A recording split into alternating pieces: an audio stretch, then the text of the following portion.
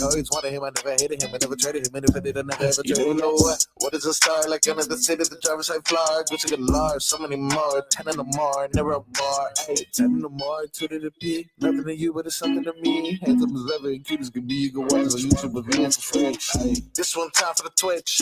This one time for the text. This one time for the phone line. Whole time, what they gonna do next? You know, I just wish you guys would stop the quibbling. Free kicks are fun. What? Free kicks, they're fun. I've never seen a free. You see last night there was a free kick in Chargers to Broncos. Jim Harbaugh was fired up. 1948 was the last time they did that. It was crazy. You know how it works, right? Yeah, well, it was apparent. You say it's right before the half, and I think it's a punt, and you punt the ball, and you ask for a free kick. That means wherever you catch it, your kicker can come on the field and almost do like a kickoff. Right. But he can kick it through. Yeah. It was fun. Hit it. It's still a rule. Still Put a it rule. this way. It's still a rule like the old drop kick. Oh man, the drop kick. You remember when Has anybody done that? Has anybody done it since Flutie? Yeah. No, Flutie. Remember when Flutie did it? But it's still there. It's fun. It was a fun time. Important game, but now the Dolphins face elimination officially. This is their playoff scenarios, Leroy. Let's get to Doral headlines brought to you by Doral Hyundai. Doral Hyundai, choose one with 1,300 new Hyundai models in inventory, like the Tucson, the Sonata, and the Palisade. Remember, when it comes to Hyundai, the great deals are at Doral Hyundai. So, Dolphins, they watched that yesterday. That means they are going to be eliminated if they lose again. Don't lose. Can't lose. Now it's officially a must win. Because if you do, the season's over. Any of the games left. Yep. But they can still get in. No, they're going to need some help. This is from the Miami Herald, Leroy. 2 Denver losses and a Colts loss. Chargers, 2 losses from them and a Colts loss. 2 Denver losses, 2 Chargers losses. 3 Baltimore losses and a Colts loss. 3 Baltimore losses and 2 Denver losses. Or 3 Baltimore losses and 2 Chargers losses. Here's all you need to know. Denver or the Chargers need to lose 2 games. Indy needs to lose 1. Don't even worry about Baltimore. They ain't losing 3 games. They got Pittsburgh, Houston, and they finished with Cleveland. They ain't losing 3 games. Now, the Cleveland game, Cleveland they play well against Pittsburgh and Baltimore. I can't explain it, but they do. Well, everybody would look at that as the easiest one. So maybe there is a Ravens collapse on the horizon. No. All right. They don't like. I mean, I'm just going by history. Here's who the Chargers got: New England and Vegas. Right. Oof. Denver, Cincinnati on the road, and then they host Kansas City. I guess it's going to depend what Kansas City has to play for. But even if like, the thing about Kansas City is the way they play. Mm-hmm. Even if Patrick Mahomes doesn't play, they still could win because, like, look at the games. Look how they've been winning football games. True. Patrick Mahomes ain't thrown for 1,000,000 yards. True. So, like, from that standpoint, it's crazy to say this. I would not dismiss Kansas City without Patrick Mahomes, just based on how they played this year. And then the unfortunate thing for the Colts, they need Colts to get 1 more loss. The Colts got Tennessee. Now, Tennessee's not playing Will Levis anymore. And then they had did you hear their coach, his tirade this week? No. Oh, we'll get that for you. This guy, I mean, he went on a tirade against people calling this team soft. Oh, you know what? I did hear that. Like, I sometimes think there's certain terms associated with not winning that are unfair. And I think that's one of them, right? That if you're not winning, you're soft. Like, and that's kind of how or the other thing they'll say is if a team goes on a run or a losing streak where they lose a couple of games, right? Then they'll say the team has given up on their coach and the coach doesn't have the locker room. Like stuff like that. I'm really not. I'm not going to say it. Is a distinct possibility. And here's what fans don't get: your team might not be good enough. Like there's still that possibility. Let's not just assume that every time your team goes out and play, you should win. Then the Colts also play at the Giants. Now I will say this. This is and they made a very valid point. You know how you can tell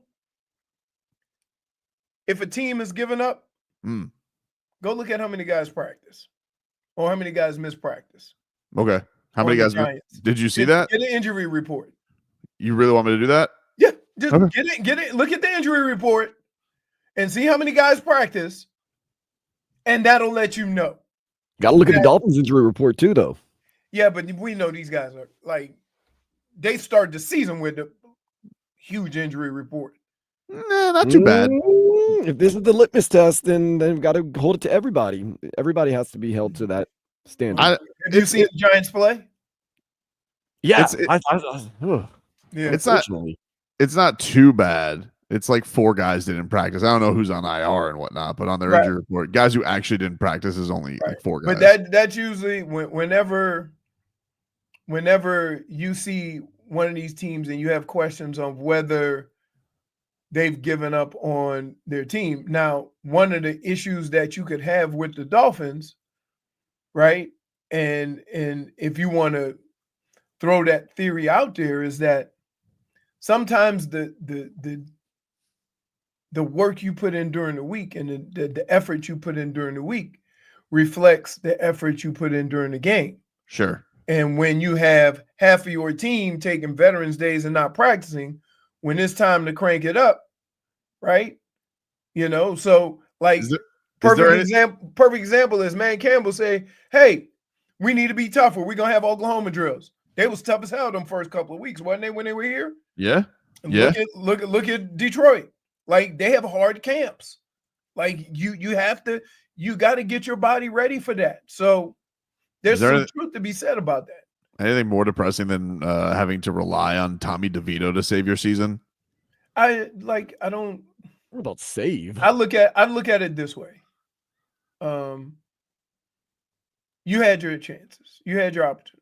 100%. Yeah. And if it gets and now that it's getting to this, but I would like, even if they don't make the playoffs, I would like to see them go on a run where you can just have some type of hope or promise that, hey, they can do this. I would like them to, play more physical. And I'm not going to say Calais and Sealer don't play physical. I'm not saying that. Okay. We know what you're talking about. You're talking about the offense. They like, dude, when it gets 40, 35, 40 degrees with snow, right? All you can do is line up and go forward. And this team, I have questions whether they can do that. Yeah, I agree with you, man. Anyway, that's your Dolphins playoff scenario. It was probably a waste of time, but I wanted to give it to you guys. Thanks to Barry Jackson for spelling that all out in the Miami Herald. He did say if everybody finishes 9-8, the Dolphins could finish as high as the 6th seed. They have tiebreakers over Baltimore, Chargers, and Denver, and Cincinnati. But they don't, of course, via the Colts because they lost to them. Right. Which here's the deal with the Colts. They could lose the rest of their games if their quarterback acts the way he's been acting. Or they could throw 5 passes and they can win the last 3 games because the quarterback runs for 120. Yeah. You see what I mean? Like you just don't know with the Chargers. I don't know how long he's going to play quarterback because it almost seems like everybody in the state of Indiana is terrified when this dude throws a pass. Agreed. Miami Heat's back in action tonight against the OKC Thunder at 8 o'clock. Preheat begins at 6:45. Thunder beat the Magic last night, 105-99. Man, the Magic. I feel terrible for them. They lost Jalen Suggs last night. Their three best players are three best players. I mean, they try feisty though. They got to like within 4, even with him out. But SGA and them boys, 35 Every points. time I hear Suggs, I don't think of a tall, lanky, athletic basketball player. I think of Terrell. T-Sizzle? T-Sizzle, yeah. T-Sizzle. So they're back in action tonight. The Thunder have they've had a busy week, obviously going to Vegas, to Orlando, now to Miami. SGA said, hey, we know Miami's not feeling sorry for us. And he's right. We're not. So we got that game. According to you, they're top 5 in the league. Who? The Heat. Well, no, what I told you yesterday is that they are amongst the top 10 in offense and defense. The other teams that are all the top 4 teams in the league. Right now, playoff scenario were to present itself, where would the Heat be? Let me check, just because the Heat have a weird thing where they're 6 right now, Dande. But remember, the Heat have played like a weird thing where they don't have as many games played as a lot of teams. It's a weird thing. They've had like they've gone, which is the other thing you need to pay attention to, is they've had all this time off in between games. What happens when they get a run? What happens to Jimmy when they start having to play these games like everybody else did? But we're about to find out because they got 3 and 4. So we'll find. We'll find out. You see what I'm saying? So does it all catch up, and then you get a true idea of where your team is when you have to play 3 and 4, and you do that a couple of times because you have to sit some of your guys like everybody else has been.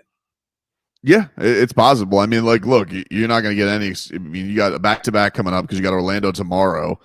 But yeah, Miami's 6th, but I mean, they're tied in losses with 3 because New York's played. What do they play? 4 more games than them. Right. But yeah, they are top 10 in offense and defense. The other teams that are Cleveland, Boston, OKC, and Memphis. Right. No, I get that. All, like, you need something to determine how good or bad your team is, right? Or where it's trending. And a lot of people use these numbers to, look, we're doing a lot of things well. I'm not even disputing that. But at the end of the day, your team is still around 500, and all that other stuff sounds good, but the record is the record. The record is the record, but I think, like, I mean, if you wanted to be like detective on it and figure it out, like, if Miami doesn't blow the Kings and both Pistons games, your record looks a lot different, like, so it's probably not that crazy when you talk about, like, they lost these like literal coin flip games. Right. I'm sure there are games they've won too, like the Minnesota game I could point to. But those are ones that like just stand out. Like those are losses that like were both the Detroit games. Both Detroit.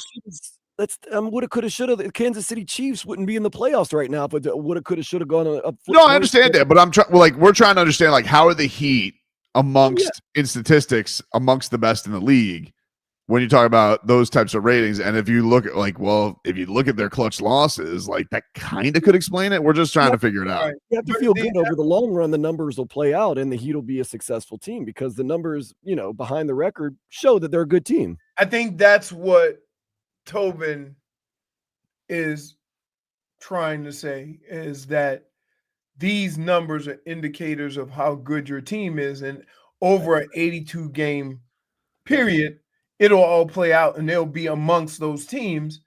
And I'm like, they're 500. They're a little, and to me, that plays out more than those numbers, because you have teams that don't have those numbers that are winning basketball games. And so at what point do you just look at the wins and not worry about all these analytics, because there's other teams that aren't analytically performing as well as the Heat, but are 5 games up on them. Nobody's. I mean, nobody's 5 games up on them. I mean, I don't know. I'm just okay. There's no teams 5 games or 6 games over 500. I mean, like, yeah, the Knicks are like, for example, the Knicks are 17-10, but they're only a game and a half up on the Heat, right? Because the Heat haven't played as many games, or 2.5 up. Like nobody's that many. Like the teams that are above them are Boston and Cleveland. Mhm. So we'll see. I'm kind of torn because the analytics say the Heat are really good, but if you look at the history, it's basically the same team the past 3 years, and the previous years they were 500. The thing that's interesting with them is the offense. 500. The defense is not a surprise. Their defense is always going to be good. Erik Spoelstra teams are always defensively good. Yes, but the big league, these teams come in here and start shooting the lights out, shooting threes, and it's almost like you can't keep up.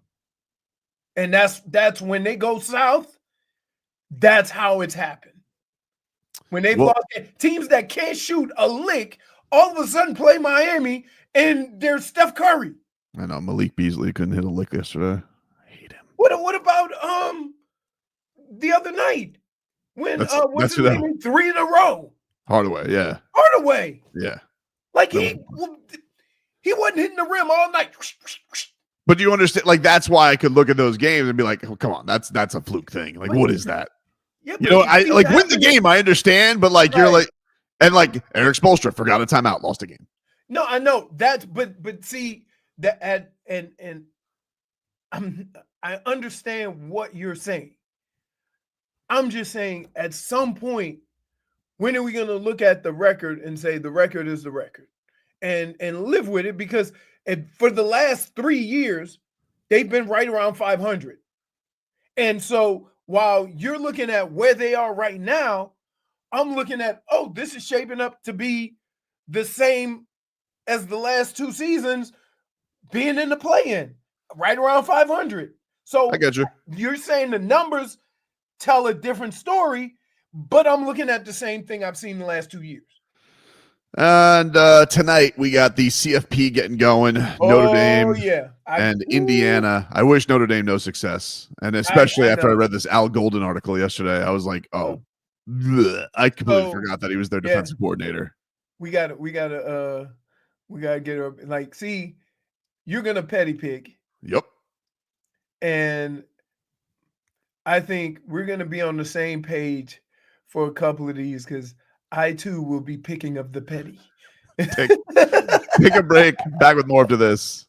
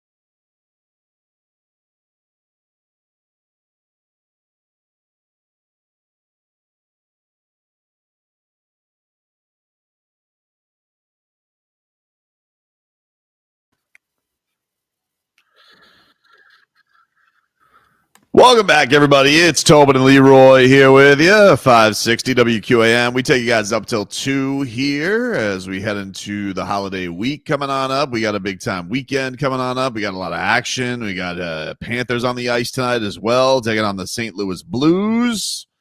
Saw that a lot of the Panthers staffers got their rings last night, so congrats to all the Panthers staff who got a little bling last night. That was a cool thing. Panthers, of course, a couple big-time wins over the Oilers and Wild, and Cats just keep rolling, man. Like, it's been impressive to see, you know, no matter – they've had games where they're doing it without Barkov. They've had games where they're doing it without Tkachuk. I think Tkachuk's like this regular season that he's had, and especially the tear he's been on probably like the last 4 weeks, Leroy, he's been incredible. He's been incredible. I mean, that's the sign of a good team, right? That you can be out 1 or 2 players, and those rotations still can score and pick up the slack. Yeah, it's been awesome. So hockey's weird though. Hockey is not a sport that you can only rely on your top players because they're only playing 20 minutes. Yeah, for sure. But the Panthers, they got that depth, and man, they got the young kid Samoskevich who's coming up. 22 years old, sniper. So like they got some young bucks there too. We know Lundell is always, like the growth we see in him. Great hair, by the way. Oh my goodness. What a mane on that kid. 7:00 is your puck drop tonight from Amerant Bank Arena, and you can listen to that game on AM 790. Heat, they will be taking on the Thunder tonight. Did you see that? You see Wemby throw that lob to himself yesterday? No. It's like a baby playing on a play school rim. It's ridiculous. Right. Like they don't even like. I saw Giannis tippy-toed and dunked the other night. Put on a putback. I'm like, yeah, okay, this is. And Wemby's taller than he is. 42. That's crazy. That's crazy. Last night, did you see what happened to the Warriors? Nope. Lost by 51. And to the Grizzlies. Draymond and Curry didn't get a field goal attempt? Draymond Green last night. Triple donut? Dude, this is his line. 0 points, 0 for 4 from the field, 0 for 1 from three-point range. No rebounds, no assists, 1 steal, 0 blocks. 4 turnovers, 4 fouls. He was a minus 42 in 19 minutes. In 19 minutes? Yep. Wow. Steph Curry. Not much better. 2 points. 0 for 7 from the field. 0 for 6 from 3. 3 rebounds, 1 assist, 1 steal, 1 block. So basically, 2 turnovers. He was a minus 41 in 24 minutes. Steve Kerr just said, you know what? I've seen enough of this. Go sit down. Pretty much. And that was it, right? Yeah. That's right. Yeah, like I think the high score for even the Grizzlies high score was 21 points. Like they didn't have anybody light it up. They're like, well, this one's over. What was the final score? 144 to 93. Huh. 144. Yep. And you know what I can honestly say? I don't care how bad the Stars were playing on the Heat, they ain't losing by 50. They ain't losing by 50. Crazy. Lakers won. If the Heat ain't scoring, if the Heat only score 80, you ain't going to get much over 100, and that would be considered a blowout. Have you ever been to a game? I'm sure, Tobin, you have, because you went to a lot of Heat games where your team gets beat by like 40 or 50 points. I was at the record breaker for the Bucks, where the Bucks blew out the Heat and hit it. I didn't even realize at the time they were breaking a record because it was so depressing. But I was at that game. I don't remember what the final score ended up being, but it was they broke the record for when they broke the record. Yeah, they were like, "Oh, that's a record." I'm like, "Great." So I was at that game. I never leave any game early, but I've been to games where you're losing by 40 the whole game, and man, it's hard to stay midway through the fourth quarter. You're like, I'm out of here, man. Oh yeah, it's brutal. Well, here's what sucks for me, because I basically experienced that earlier this year when I went to the Michigan-Texas game. Except when you got to ride back with somebody from Texas who don't want to leave. That's Metcalf was giving you the business. No, man, it was just so. And the thing is that when you watch a game sometimes, and you can do this in any sport, in basketball, it never fails. Your team's not shooting, the other team is lighting it up. And it's just the opposite. It's not neither team is shooting well. Well, when I watched the Michigan-Texas game, it's like they look so fast. And Michigan didn't. And I'm like, what has happened? It's depressing. It's depressing. I'm just sitting there. It's cold. It's rainy. And I'm like, oh. Yeah, like that is a really, really bad feeling. I was at the I remember I was also at the Bucks sweep. I went to those games. Oh man, those were depressing. Like, just like your team is getting lit up by Britton Forbes. I think the hardest thing in games like that is you can tell early, but you're not going to admit it. That team's better than us. But on the flip side, going to the 60-point win over the Blazers, that was fun. Yeah. And it, you know what? It never matters how bad the other team is. Nah. Right? Nope. It never matters. Thomas Bryant was having so much fun in the fourth quarter. Well, yeah, that's that's a blowout. Everybody, like, I remember we was playing college and we played a team and the running backs, we'd be, huddled up. And the running backs were like, hey, y'all need to score more points. I go, why? So we could get some shine. Like, if you keep it close, we ain't gonna never play. Yeah, it's always that dangerous dance. Like, yeah, do I have to, like, what's the line of in this NBA? What's the line of when I have to bring in my guys or when I'm done? Like, I feel like in today's day and age, it needs to be like 25 points. Hey, but check this out. Yeah, somebody pulled that trigger a little bit earlier a few weeks ago. Mm-hmm. Not gonna mention the names, Mike McDaniel. he pulled that trigger a little bit early. Oh man, yeah. Skyler went in there and ran 3 plays and 2 had his helmet back. Speaking of Skylar Thompson, looks like there could be a benching a coming for the Miami Dolphins. We'll tell you about that coming up next.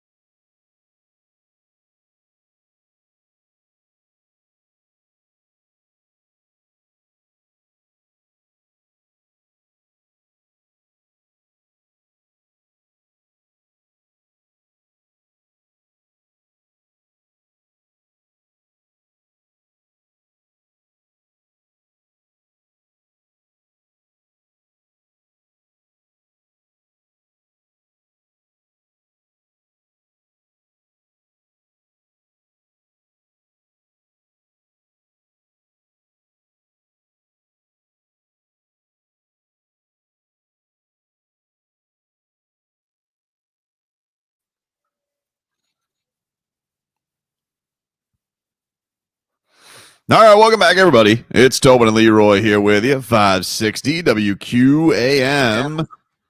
Take you guys up until 2 here on the program as Miami Dolphins, of course, got this week coming up. So what is the CFP game you're most looking forward to, Leroy? Are you looking at Ohio State, Tennessee? Because you think that there's you smell an upset of brewing. Yes. I think Tennessee is going to beat Ohio State. I just think they're going to put too much pressure on that quarterback. And when you put pressure on Howard, you can beat him. So that's what I'm looking. And on the other side, whatever his name is, Nikola Jović, I can't think of his last name, Nico. He's a better quarterback than Ohio State's quarterback. So, yeah, I can't believe it's a 7-point spread. 7.5. 7.5. Shocked. I thought that was going to be one of the closer games. I don't know what to make of SMU. That's they're like, how would you say?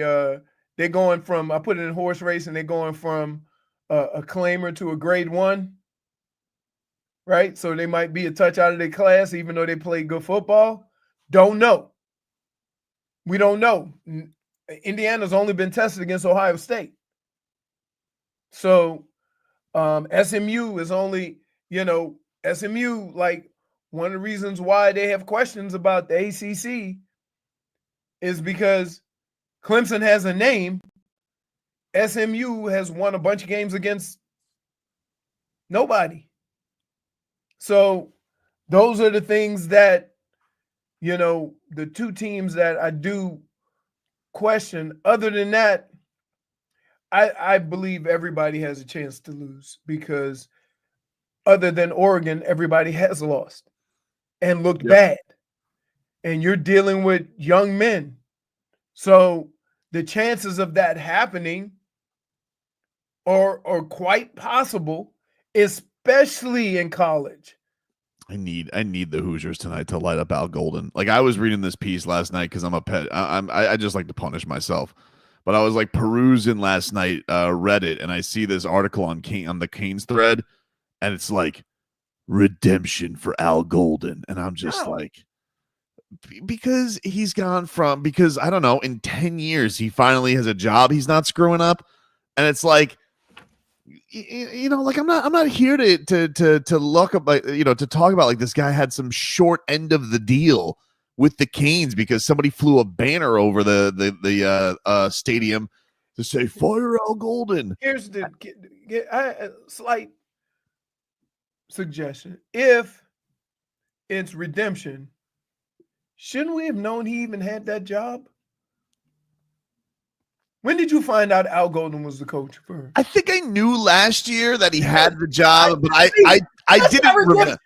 But I didn't remember. Like, right. I didn't remember until I saw this. I was like, oh yeah, Al Golden.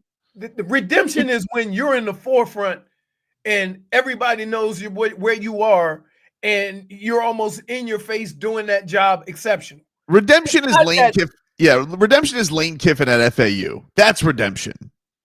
When Lane Kiffin took over FAU and made him relevant, and in bowl games, you're like, wow, look at Lane Kiffin. Right. The Lane train. Exactly. That's redemption. But I'm like I'm looking at this, and the articles, Al Golden's long road to redemption at Notre Dame, and I'm like, I am throwing up in my mouth. First of all, that don't count. You know why? He didn't go to coaching rehab. All the coaches that have redemption stories have gone to coaching rehab in Alabama. This is what the story was. His coaching rehab was the NFL, because he was. Do you remember that Al Golden was on? Wasn't he a tight ends coach somewhere? Yeah, with State. He was back. That was like back in the day. Okay, he was with the Lions, and they were talking about he was being a boob on his couch, and Jim Caldwell called him up. He was like, "Come on, just come on and coach come on and give a little looky-loo," and so he's with the Lions for a little bit, and then Jim Caldwell goes to Matt Patricia. Who, Matt Patricia can't spot a bum. The bum can't spot a bum, so he kept him around. And then he ends up going to Cincinnati, and they go to the Super Bowl. And Al Golden is all on these stabs. And then so finally he ends up at Notre Dame. And I'm just like, all right, you know what? Good for him. He got a lifeline. But, like, can we take it easy with the road to redemption? This dumbass was sitting in the South Florida heat with a tie and a white shirt. Like, are you like selling vacuums in the hottest sun you could possibly have? I'm not here to talk about his road to redemption. I need the Hoosiers to drop a 50 burger on them. Can they bring up this offense that has been really good this year? Can they do this, Leroy? Can they win the Battle of Indiana? And can they drop just as many points as possible on Al Golden's face today? Here's the problem. Is Notre Dame, we can say what we want about the ACC and Clemson and SMU, and you have questions about Indiana, but isn't Notre Dame in that same boat? Like, I always have questions about them. When you say we beat a ranked Army, right? Who have they beat? Look at their schedule. So there's probably 4 teams that you could say this about, and Notre Dame would probably be one of them too. I'm not saying, and let's be clear, I'm not saying any of these teams are bad, but I'm saying the same things that make you 7-point favorites could make you 7-point underdogs when you all have the same circumstances. How come we don't? Indiana and Notre Dame. Who has how many ranked teams Notre Dame beat? Texas A&M to open the week was a preseason rank. Right. Navy and Army both were ranked. Navy and Army. And Louisville. Okay. There. But you want to know who they lost to? Yeah, go ahead. Northern Illinois at home. Right. There you go. So while you're saying this to me about Indiana, about Clemson, about SMU, right? Notre Dame's in that same boat. At least they lost to conference teams. So, I mean, I'm supposed to feel good for this guy because he realized, like, oh, I shouldn't put my linebackers back where the safeties are. Like, finally, oh, hey, learn some football. Congratulations, Al Golden. Never missed a minute to, first of all, quoted himself, put his own quotes on the wall in the building. Crazy person. So never missed a moment not to bitch about the cloud. Oh, I have so many things hanging over me. Yeah, all right. Also, right, coach. Right also, your bad coaching was hanging over you. As of right now, the only team that anybody can really have any confidence in to this point is Oregon. The Ducks. Everybody else has some crazy losses. Texas had a stretch. They just looked bad to the point where they were thinking about switching quarterbacks. Ohio State. And they still feel like everybody wants Arch Manning to go in there. It's kind of a weird thing that's hanging over. Which is crazy because Quinn Ewers has had an incredible career, but because Arch is behind him, and there's no rush. Take your time, buddy. There's no need to make that move. But look around. Wait, I got one better for you. We talking about the playoffs. What do you make of Georgia? I don't know. Remember, I told you he's gonna need Tommy John surgery. That's what. Watch. You smell it? Yeah, because that motion. But just think about it. Okay, we don't have questions about you can say what the quarterback was and how highly acclaimed coming out of high school he was, but he ain't playing college yet. You want to hear a Hallmark card of crap? Of course. Who does it involve? ESPN writes, Al Golden had to leave college ball to find himself. He went to the NFL because he needed to try something different, and it rejuvenated him to the point where he wanted to give the old college try again. Yeah. No, actually, he had to go to the NFL because who the hell's hiring him in college? I mean, the guy was sitting there weeping on the field with Clemson beating him 58-0. Right. He had to go to the NFL. Like that was his choice. He goes, I could stay in college or I could go somewhere. It's like, no, dude, you got a lifeline from your friend. Great, good for you. We're glad you have a great friend in Jim Caldwell. That's awesome. But like this idea that I just have to try something different. Like, shut up. Dade South says, let it go, Tobin. You know me, dude. Why would you even ask that? So we got, I mean, do we know what to make of Boise State? Can Boise State be thrown in the same grouping as Indiana, Notre Dame? Oh, I know what I'm going to be doing with Boise State. I'm going to be flirting. I'm going to be like, let's see if this Ashton Genty wants to be in some aqua and orange. But so see how that looks, right? But you know what I mean. Like the only teams that really you don't have any questions about are Oregon, and that don't mean they can't lose. But we got who's got the buys? Oregon, Georgia, Boise State, Arizona State, and Arizona State. Does anybody know anything about Arizona State? I know they're not coached by Herm Edwards anymore. Right. Like so while we sit there putting all these point spreads, I would not be shocked. The only thing that would shock me is if Oregon lost next week. Other than that, everybody else has questions. So if Oregon faces Ohio State or Tennessee, you would be stunned by them losing to either team. Yes. Okay. Yes, then I would be. Other than that, like, really?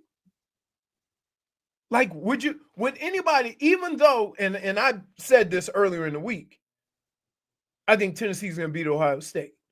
But here's the kicker. Would you be shocked if Ohio State? No, not at all. They're good enough to win. They're just not consistent enough. Now, as a Michigan person, I want to see the chaos of what happens with Ryan Day if they lose. Oh, he's got to go. They've already said they're bringing him back. Why would you fire him? Right. Why would you fire him? Can't be Michigan. Got bounced in the first round. What do you mean? Wait. And that's reason to fire? Dude, people have been fired for less. Not really. 4 straight years of not beating Michigan, and then you get bounced in the first round. You don't think there's going to be some dude in Columbus who's ready to bounce that guy, Dan Day? I'm not saying that. I'm saying be careful what you wish for. You just might get it. Right. You're going to get a better coach. Right. Remember when Nebraska fired somebody? This is right after Tom Osborne, and they're like, "We can't live to this standard. We need more than 9-10 wins a season." And then look where they're still looking for that standard. Right. Yeah, they wish they had 9 or 10 wins. They're still looking for it. Yep. They play in the Cheetos Bowl every year. They make it. There are 2 backup quarterbacks at Ohio State are on the wish list of Miami to transfer portal. There are 2 backups, and you're saying, right? Well, remember. Wait a minute. Wait, remember. People don't realize Joe Burrow won the starting job at Ohio State and broke his thumb. Oh, couldn't see the field in Ohio State, I thought. No, he broke his thumb. He won the starting job, broke his thumb. Guess who replaced him? The damn Heisman Trophy winner. So that's why he transferred. So, things happen. But, I don't know, man. If you got a room full of Heisman Trophy winners and a room full of quarterbacks, that coach is responsible for that. You can't, when schools start acting like anybody will come here, it don't matter who we have as a coach, you really underestimating that recruiting thing. They're going to go poach Belichick from UNC. No. So, I can't wait to just see how it plays out, because in most cases you wait 2 or 3 weeks for that, till January 1st for that championship, the semifinals. Whereas now now you got to win a couple extra games to win the national championship. That means that you got to play exceptional football for 3 more games. That's not as easy as people make it sound, especially in college. And this high of a level. Especially when Notre Dame lost to who? Northern Illinois. Northern Illinois. Ohio State lost to Michigan. Georgia lost their starting quarterback. Texas had a stretch. They look bad. Like the only teams that have really looked red, the only team that I can think of that only lost to a ranked team was what? Boise? They lost to Oregon. It's gonna be a fascinating thing to see how we think of these champions now that because we've all wanted the playoff. Who doesn't love a playoff, right? Right. But it's gonna be interesting to think of like, will you think of any of these teams as the greatness of the other teams like that we think of the all-time teams, or is this gonna be thought of differently? Like it is gonna be interesting because you're going through now theoretically better teams, even though there's some kind of loopholes in with who gets in, did people actually have the better season. You got to do that to include everybody, right? Understood. And here's what happened. You ready? I'm gonna tell you exactly what happened. I told you this last year. The argument that happened last year between 5 and 4 is gonna go between 12 and 13, and the same thing happened. But here's the problem: how many 12 seeds do you actually think gonna go through all those other teams? Can't feel great about it. Right. So stop. At least when it was between 4 or 5, whoever got in, you could say they got a chance. But that's kind of the thing with like the Canes, it's what's disappointing because even if they would have snuck in, at least you have a Heisman finalist who's going to get the ball in his hands every play. Right. It is what it is. I'm not going to. As long here. And I'm like, I root for the Canes. I had season tickets to the Canes. I would say I'm more of a Michigan fan. But I'll say this. You are? I would say this. As long as Alabama didn't get in over Miami, I'm good. Agreed. I hate Alabama. Right? Well, it's not that. Like all the nonsense of trying to get Alabama in, they didn't deserve to be there. Agreed. Shouldn't even been in the conversation. We'll take a break. Hour 2 coming on up. Tyreek Hill addresses his tweet. He addressed you. Take a break. Back after this.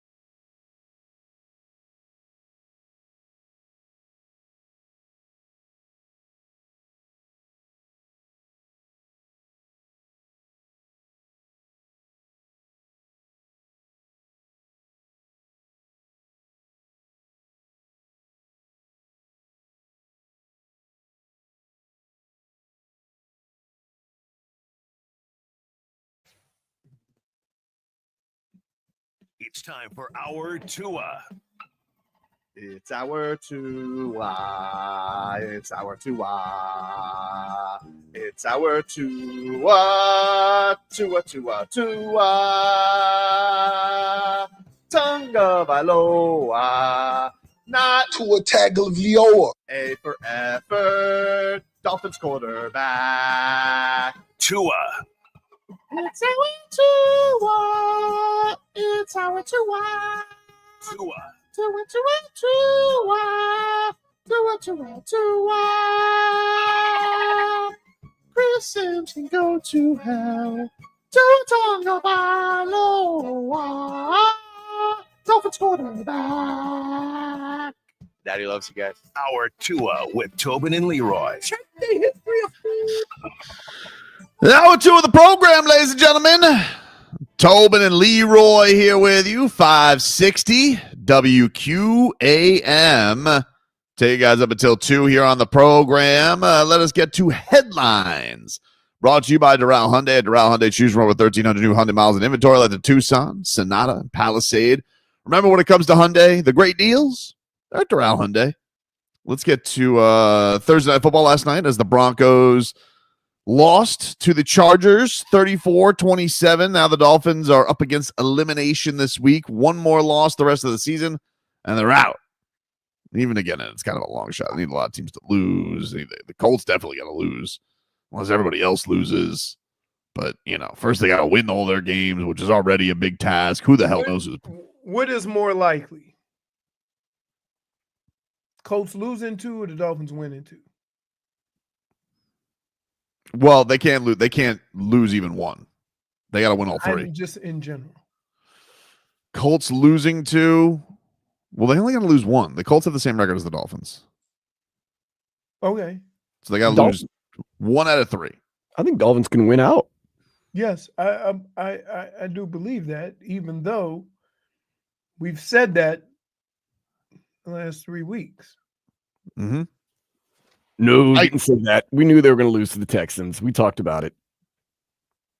I mean, Texans, Houston Texans. Yeah.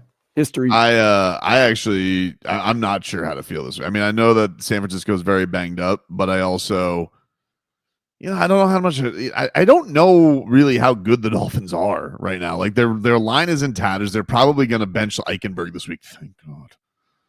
For who? Probably I would say they're going to start. They got an undrafted rookie, Andrew Meyer, who they haven't played yet.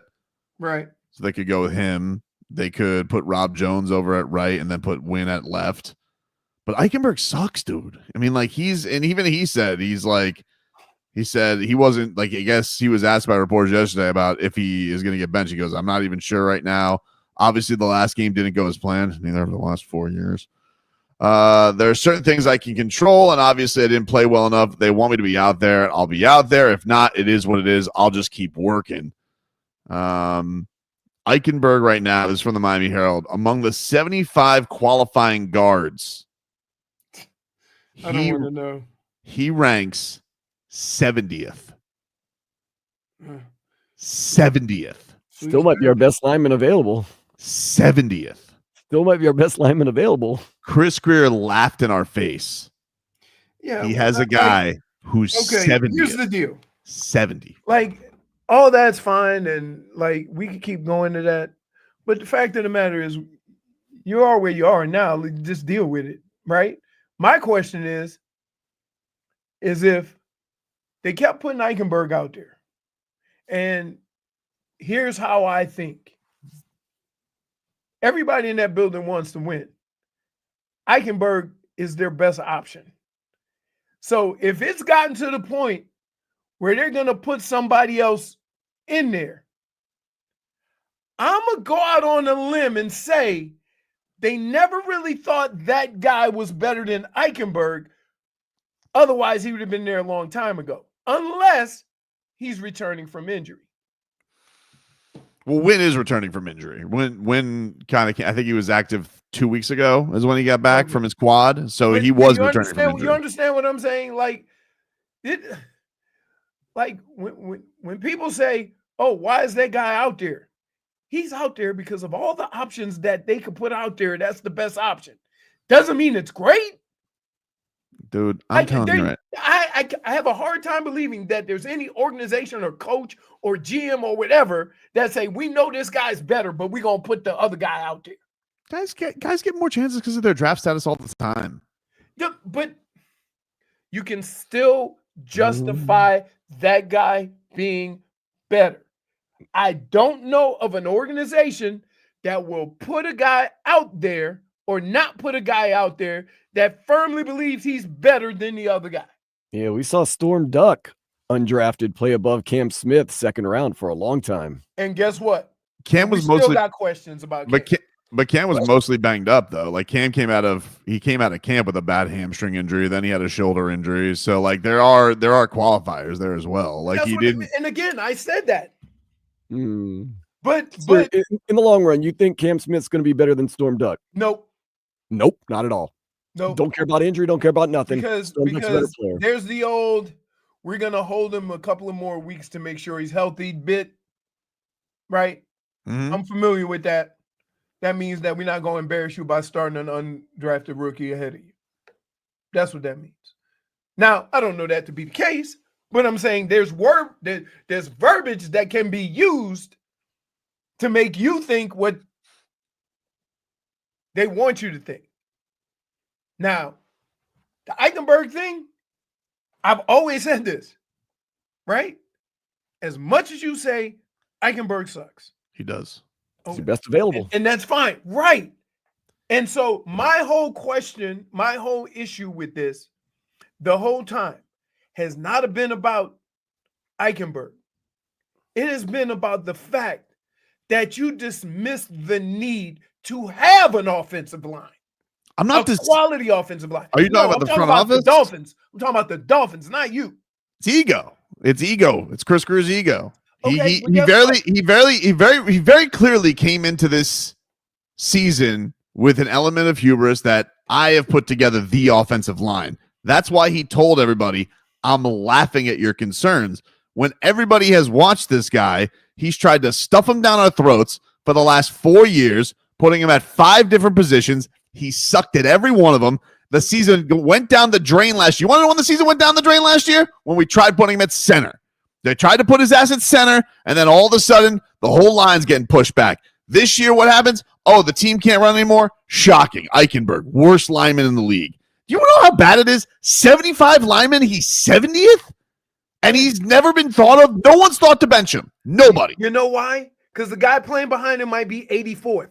Get out of here, dude. Right? I get this. Like, you don't like Tobin. Tobin, please understand this when I tell you. Stop acting like every player that sucks on your team, there's a better one on the bench. Come on, dude. There's not a better guy. That's why he's playing so much. You never know unless you try. You never know unless you try. Did you watch Jackson Carman last game? Like that. Where would the Heat be? Just throw people in there. Where would the Heat be if they kept with that logic with Terry Rozier? You never would have found Drew Smith. They knew Drew Smith. They had Drew Smith before Terry Rozier. Well, they did have him before him, but he didn't get his chance until he got his chance. Look, basketball's different. Basketball, you could get blown out. You could throw somebody in there, right, and see some shine. Football doesn't operate like that. It does, especially but Leroy, at that position. Okay, but why? Like I guess that's my question. Can I just say the linebacker lost his job, the running back lost his job, receivers have lost their job. Why is the lineman any different? Because offensive line, believe it or not, they work on continuity more than any other group on the field. Here's a continuity of awful. No. All right, I give. Like it is what it is. I'm trying to explain to you why it is, but for some reason, you logically you can't accept that. If he's the best you have, that's who plays. The problem is that he's the best you have. I'll accept that, and I'll take my lickings on Monday if the Dolphins continue to get blown up. If you get, hold on, hear me out. I will take my lickings on Monday if the Dolphins continue to get blown up inside. If he's benched, however. No. It has gotten to the point where he's so bad that now your theory takes makes sense. My theory's been the theory since he's been drafted. Okay. All right. My theory's been the theory. Okay. I don't want to. I'm not some Johnny come lately. Eichenberg sucks. No, but I'm the president. But you do realize that the sentiment of the guys who actually make those decisions weren't the same as yours 2 years ago. But their sentiment is stupid. Their sentiment was, this is their Then sentiment. why aren't you coaching? Come on, dude. Why do you act like everybody who makes football decisions makes smart decisions? We've been making fun of the Giants all year for let go of Saquon Barkley for the same thing. But Tobin, the only reason why I said this is a weird thing for you. This is a weird mountain for you to be on. I don't understand it. Listen to me. I really don't. Second. I have, and none of it makes sense. Understand this. I'm not saying that the decision to have Eichenberg in the game is a good option. But I'm saying that based on what they have on the roster, that's the best option. Understood. Here's the thing, though. This is how they've treated him his entire career, Leroy. Eichenberg, can you be a left tackle? No, he sucks there. All right, let's try him at right tackle. Does he good there? Nah. Left guard? Sucks there. Maybe he can snap. Nope. Let's try him at right guard. Nah, sucks there too. Like they've tried your method because they've thought, there's something there, maybe. And they've tried to put a square peg into a round hole his whole career. Because they haven't had 5 healthy linemen since he's been here. That's why that's played out that way. Not because he's good enough to play. He's the only option. See, contrary to popular belief, coaches and GMs don't like winging it. Right? You just want to wing it. Just try somebody else. That is the one group on a football team that works strictly off mostly continuity. And the fact that you've had so many players hurt the last 2 or 3 years, you've had guys in and out, it's made it impossible to do. And guess what? You end up with Eichenberg playing 3 positions. Yeah, and he hasn't had that excuse this year. He's played the same position all year. Still terrible. Somebody was hurt. No, Leroy. That was his starting job from the get-go in training camp. He has been the right guard all year, hasn't been moved. And he's been among the worst in the league every single week. Yes. This was his last stop on the train. Yes. His contract is up. I hope he's never a Miami Dolphin again. And I'm sure wherever he goes, he's going to become a 3-time Pro Bowler. All that is great and perfect, but you want to make decisions without fully understanding that they might not have a better option, which leads us back to the point I've been making all year, is that how can you not in the NFL put a premium on offense and defensive linemen first? All the successful teams in the NFL have done that.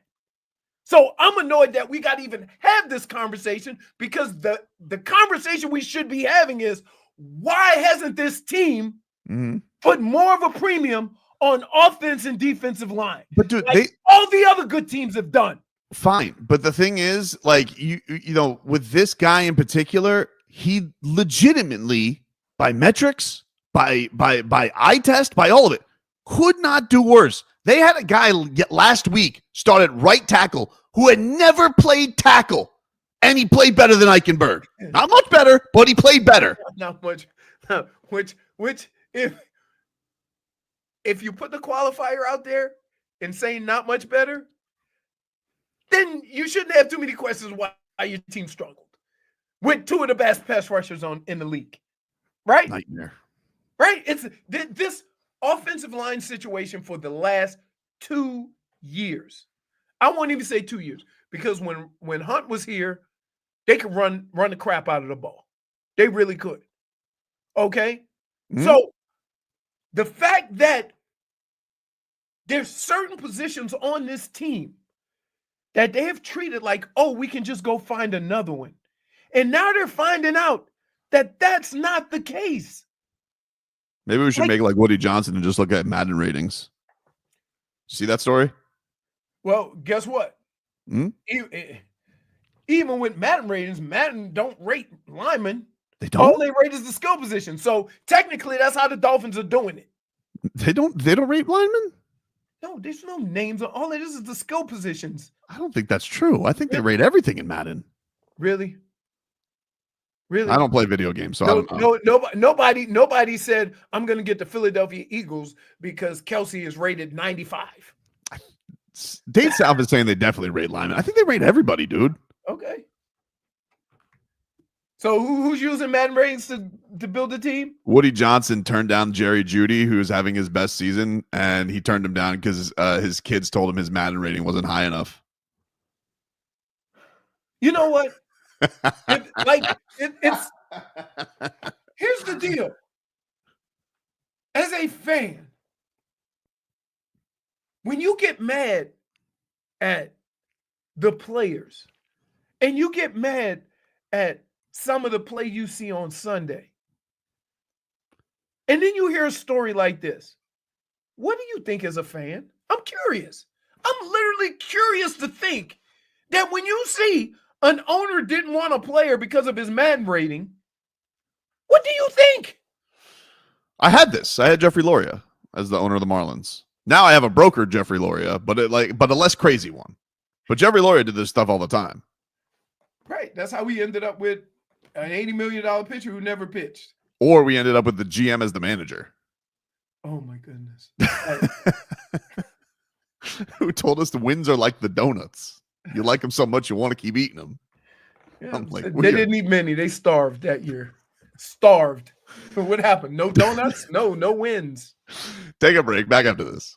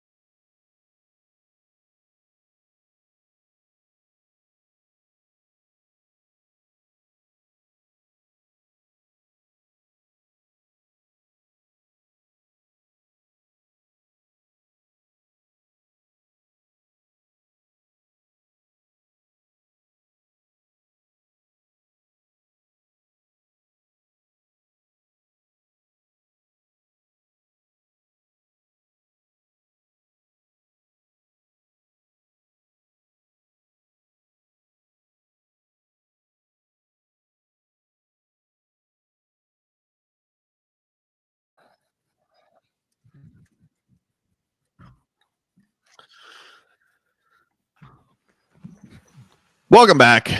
Tobin and Leroy back with you here, 560 WQAM. Leroy, you got a weather update from the Demesman and Dover Law Firm. YourAccentAttorneys.com, free consultations 24/7. Call them at 866-954-MORE. We had that terrible few days of weather. It has since cooled off. I'm guessing that the winds are now coming a little bit out of the north with that nice cool air. Not that windy, 5, maybe 10 miles an hour tops. Winds are coming out of the northwest, and I would say it's about 75 degrees. Damn. This man is a machine. Very impressive. Very impressive. 15 minutes of Gameday Uncensored here, brought to you by your Southern Lexus dealers. The Lexus December to Remember sales event is why you stay on the nice list. Find yours, get offers on select models, but only for a limited time now through January 2nd. Make it a December to Remember. Gameday Uncensored pregame gets going noon on Sunday. Myself, Solana, Dan Day. And Dan Day has your postgame action as the Dolphins get ready for the 49ers. Tyreek Hill, Leroy, he spoke to the media yesterday and was clarifying of his "time for me to go coach" tweet. Would you like to hear what the cheetah had to say? Sure. Here was Tyreek Hill in the locker room yesterday. Well, y'all know what's crazy, bro. I just be like looking at stuff and then like I just tweet. You know what I'm saying? Like no like grammar. Like I be needing some grammar corrections and everything else. But what I meant was like when I say it's time for me to go coach, meaning that like when you see guys like Teddy Bridgewater, when you see guys like Michael Vick getting these head coaching jobs, it's like, bro, like I want to be a coach also when I'm done playing. You know what I'm saying? So that's all I meant by it. I ain't meant by like I want to get traded or I want to leave Miami. Like I'm in a great situation here. Like I love the guys here. I love this organization. They obviously changed me and my family's life. You know what I'm saying? Forever. So I'm in a great spot, man. I'm happy. I wish we were playing better ball, but at the end of the day, like I feel like when I tweet something, it's not always about football. It's about, you know, seeing these other guys, you know, succeed in other areas like Deion Sanders and stuff like that. So I was just shooting my shot. I really at Michael Vick, like, hey, it's time for me to go coach with Vick, maybe. You know what I'm saying? So yeah. I don't think he's going to go on Vic's staff. I have a feeling that I don't think he's. That would be crazy. Yeah, but again, early retirement for Tyreek Hill to go coach. But again, maybe he saw something with Michael Vick, and then he shot that off. So it's time for me to go coach, right? Like not thinking like you fall for it, dude. Okay, again, I didn't fall for anything. I legitimately did not think Tyreek Hill was requesting a trade on Twitter. What I said was, and I would like everybody to keep up, there's a time and place. He knows that the fan base is on edge, and we'll get to some of his response to that. And if he did think that, and he knew that his tweet, Leroy, which got 8 million views, was being debated, and the coach is answering questions about it, and the quarterback is answering questions about it, he could have said, I was just talking about Vic, baby. He could have said that. If he but he let it fester a little bit because it was the perfect tweet about nothing that got that much of a response. Right. But that's where he should have, like, maybe I should step in here. That's what trolling is, though. Right? He shouldn't be trolling him this week, though. Can I ask you a question? TNP. Can I ask you a question? Yeah. When is a person who trolls ever aware of time and place? Like, you are being ridiculous to even suggest that somebody who trolls people should know time and place. He needs to know time and place. He needs to know time and place. Do you? Of course. When you troll, I think I do. I think I'm very aware of TNP. This was Tyreek asked if he was surprised that the tweet blew up. So you're surprised at how it blew up? I'm really surprised. Like, cause like I had my grandmother call me. I'm like, you're not even on Twitter. Like, how are you getting this information? She's like, all these people are sending it to me, and I'm like, bro, like, you have nothing to worry about, bro. I mean, I'm happy. Everybody's happy. You know what I'm saying? We just had our baby girl, so. All right. Well, look. I'm glad that he's got his baby girl. I'm glad that he's happy at home, and I'm glad that grandma. But when grandma lets you know, Perhaps it's time. Man, my grandma's calling me thinking that I want to leave. If your grandmother thinks you want to leave the Dolphins, or people are telling grandma they think you want to leave the Dolphins, shouldn't you then just be like clarifying? But instead, what did he do? He put the little devil horns on Twitter. It's like, got you guys right where I want you. He just wanted to be a rascal for a day. And I just, again, go back to, that's not the time or place for that. Stolby Rip says it perfectly. Of course they are aware of time and place. They picked the most inappropriate time to troll, to do it, and get what you're looking for. Right. Here was one more from Tyreek. This was him asking if he understands the fans being upset that he was trolling.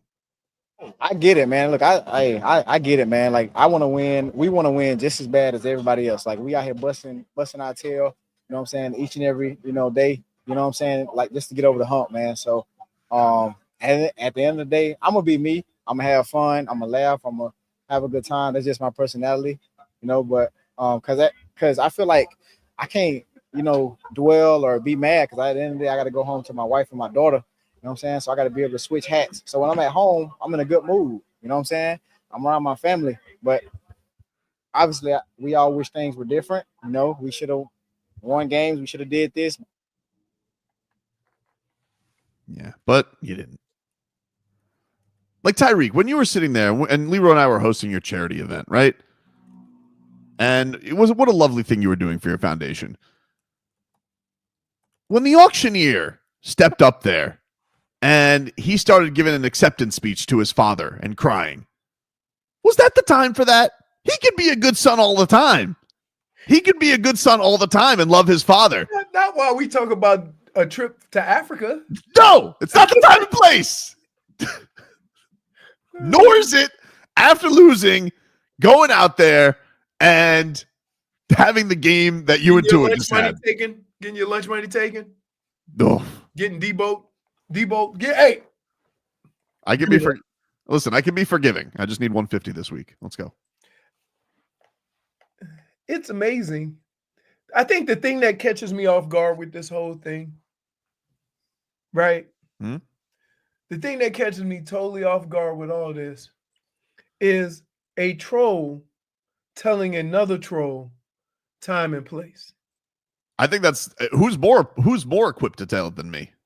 Yeah, but if you tell it at an appropriate time, then it's not really trolling. Wrong. Not if you do it right. All right, I got you.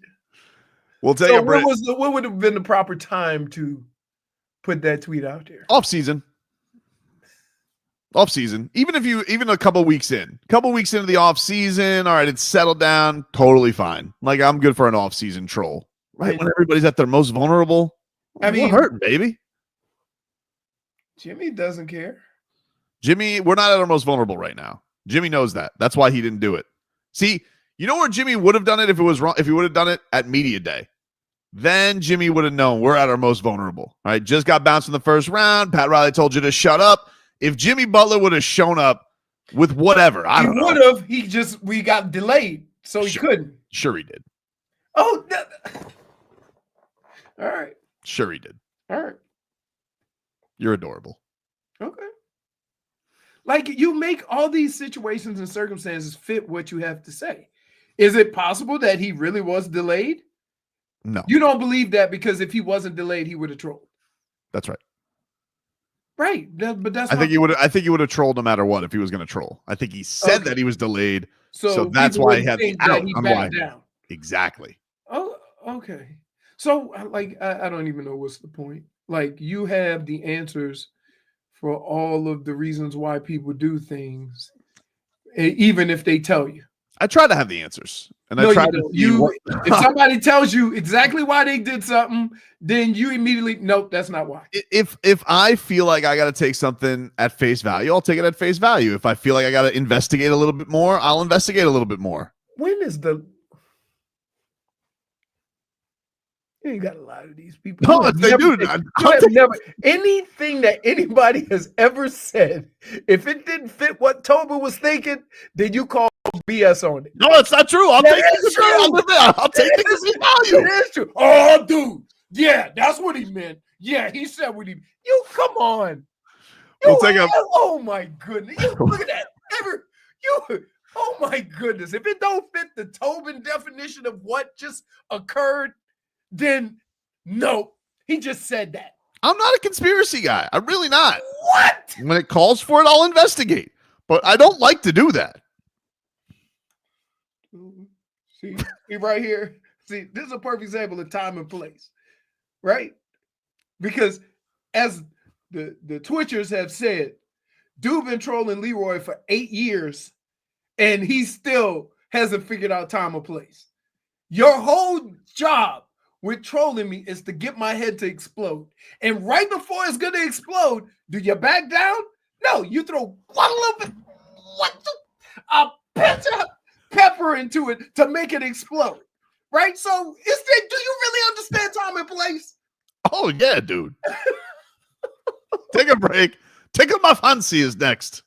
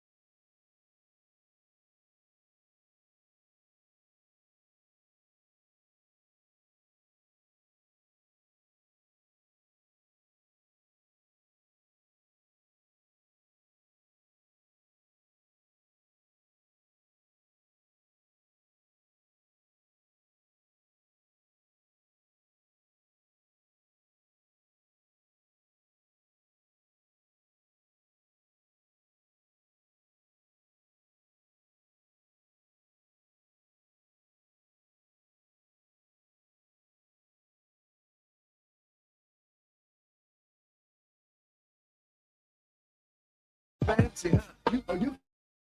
You fancy, huh?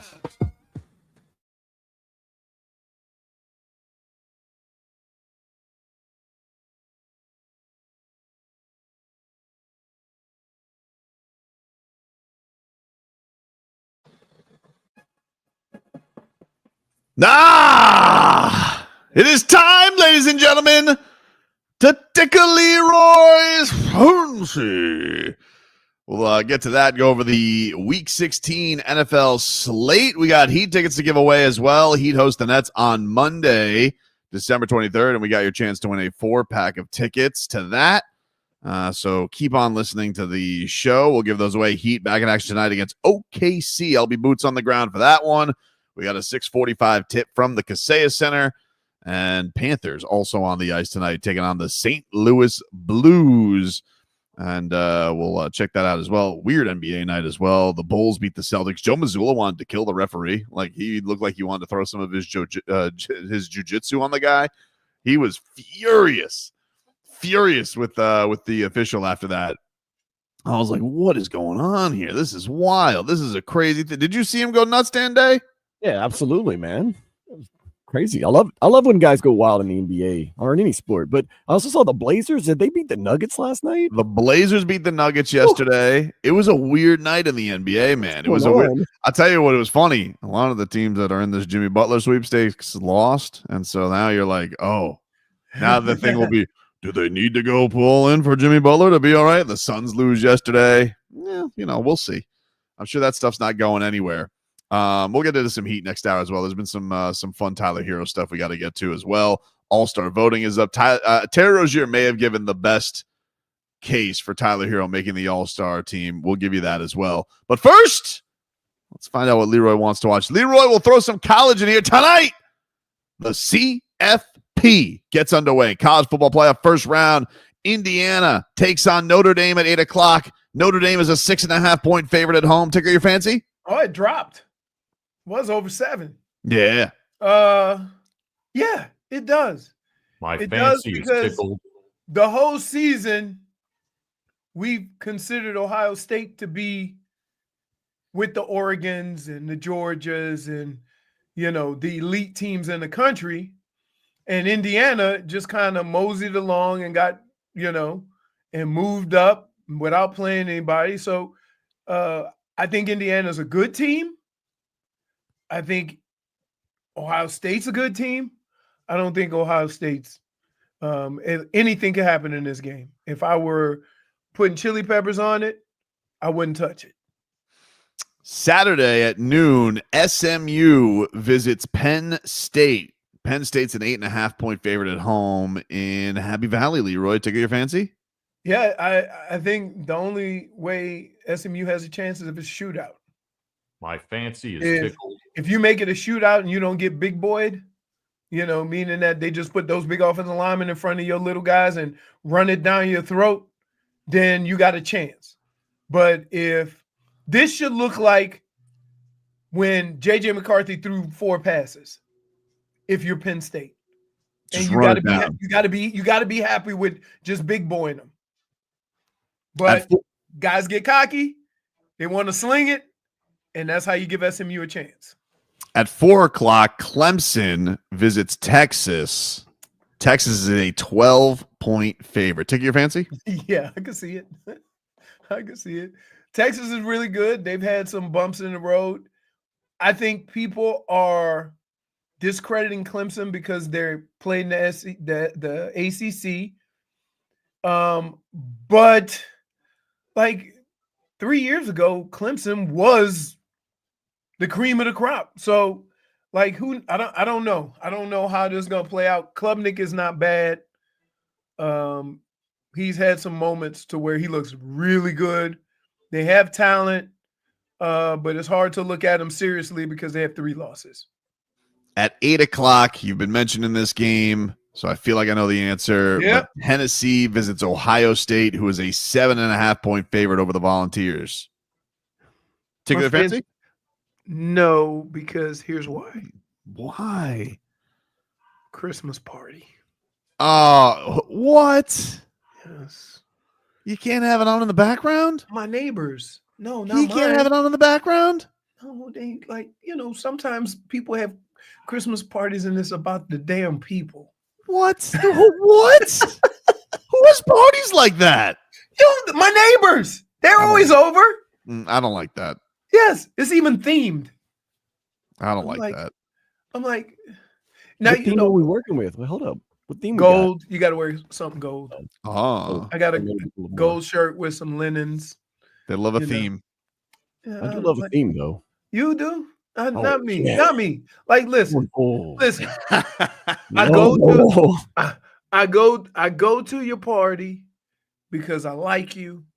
I enjoy your company. Don't then try to dress me. Right? You don't have to go with the theme, but it's nice to go and see things. I'm married. My wife is also friends with them. Where do you think I got the gold shirt from? I didn't go out and buy it. Not your choice. Why Right. is it a theme? Right.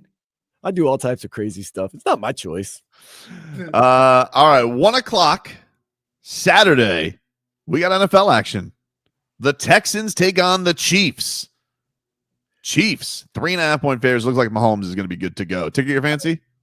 Yeah, I like it. The final score will be 20-14, something like that.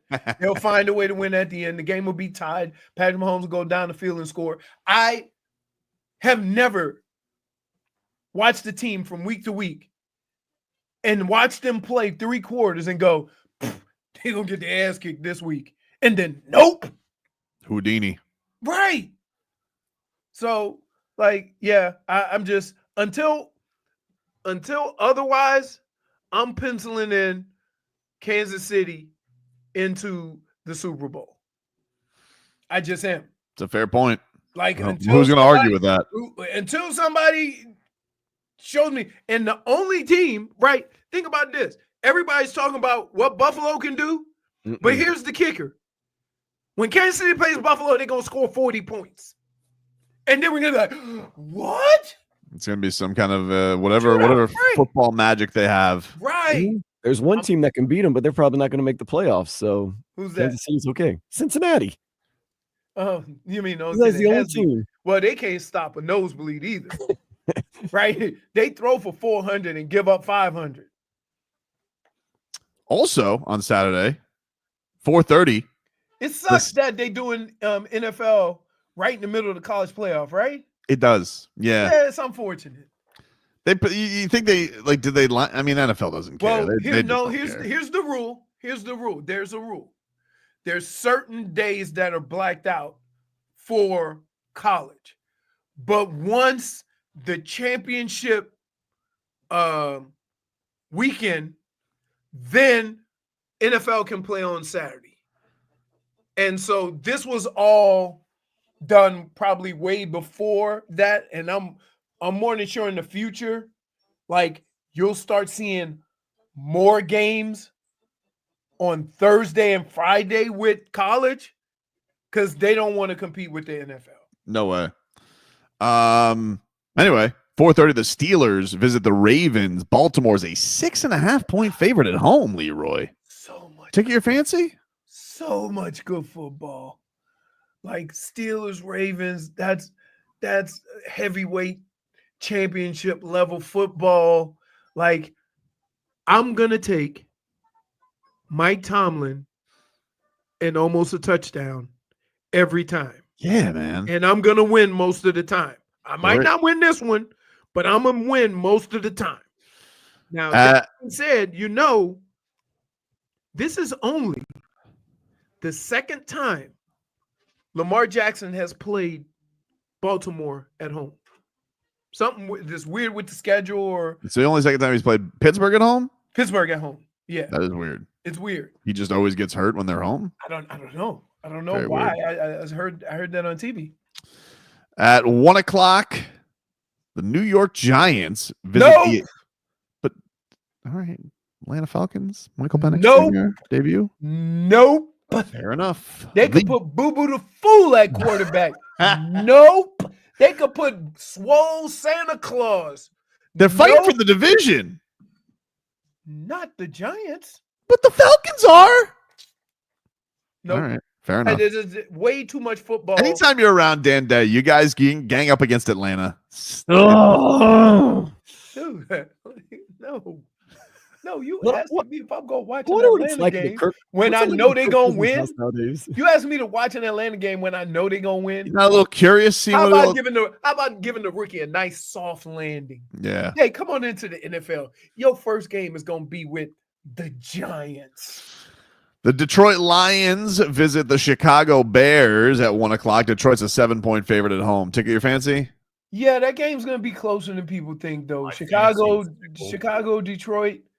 Like, I know Chicago's terrible, but there's just certain games that just play out a certain way. I think that's one of them.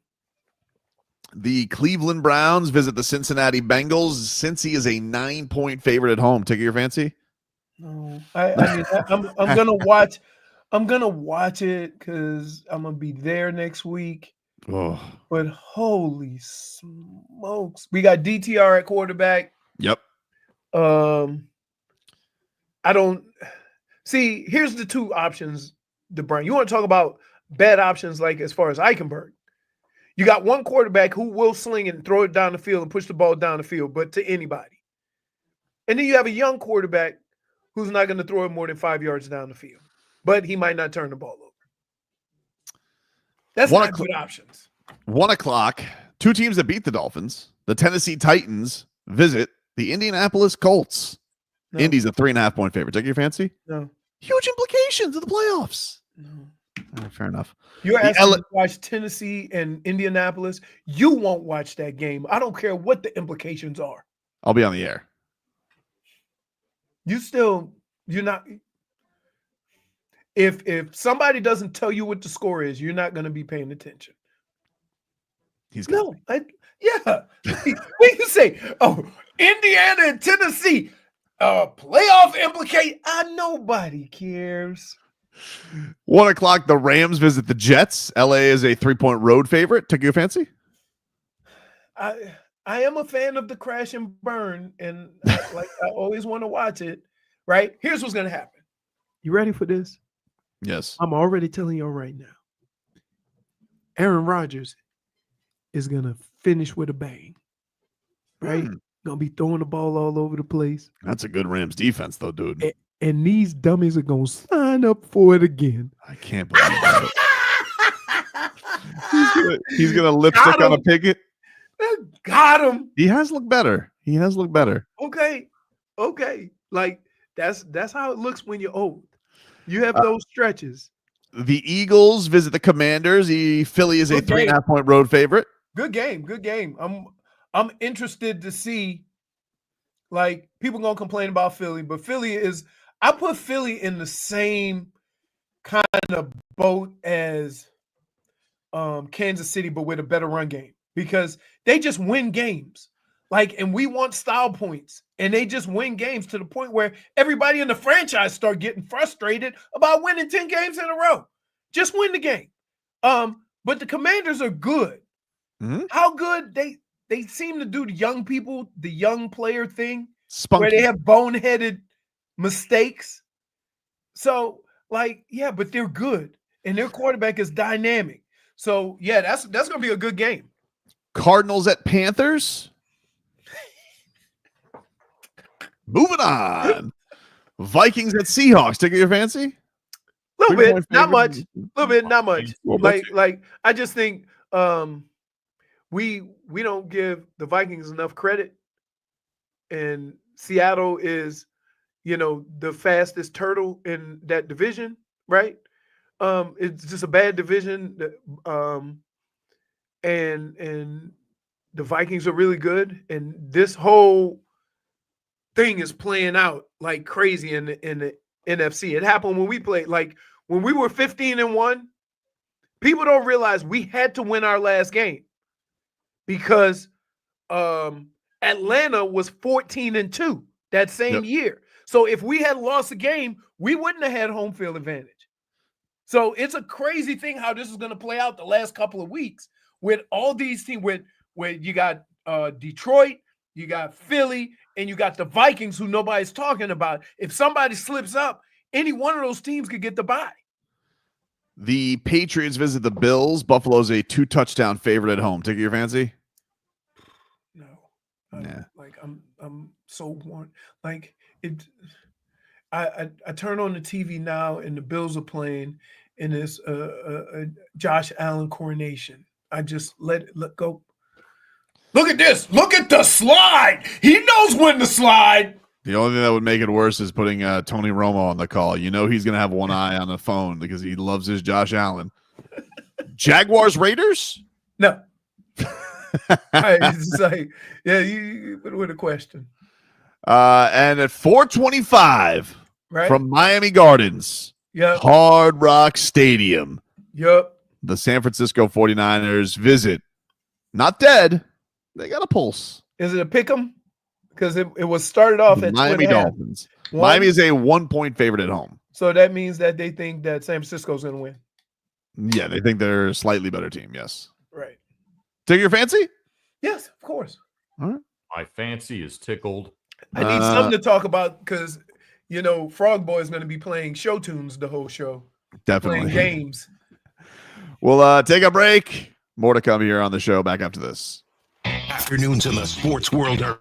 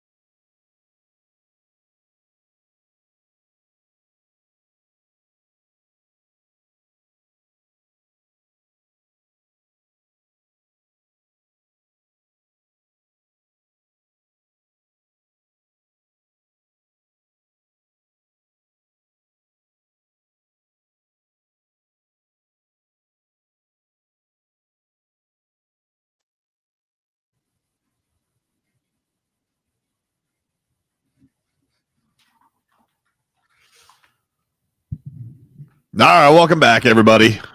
Tobin and Leroy. Oh, hello, Jennifer. Hello, Tobin and Dan. How you doing? Doing good. It's a Friday. I was just reading a story about how apparently Sylvester Stallone tried to build his own seawall in Palm Beach, and they shot it down to the city council. A seawall? Yeah, he wanted to build his own wall so he could make his beach and pool more private because people can obviously see him from the waterway. And so he wanted to build, I guess, his own seawall to make it private, but it was like a huge environmental issue. So he basically withdrew from the city council because they were all mocking him. I'd mock him too. He goes, "I'm the Tulsa King." Like, sorry, that's not gonna fly here, Rocky. Hit the bricks. Get out of my meeting. It would be funny though, being in the city council. Like, imagine your days. Like, all right, what do we gotta do today here in the city council? Now, I imagine the Palm Beach city council is a lot more bougie, but it's like, all right, how many manhole covers we gotta fix? Got a street light. Oh, Rocky wants his own wall. Go ahead, Mr. Rambo. Step up. Little sea turtles. I want to block them. Nope, denied. Get him out of here. Get him out of my court. Isn't that how it goes? No, just saying. It'd be nice. Yeah. Most of those Look at- guys, before they even go there, have already talked to the right people. Apparently he didn't. Yeah, apparently he did. He couldn't convince. I mean, there's a lot of rich and famous people in Palm Beach.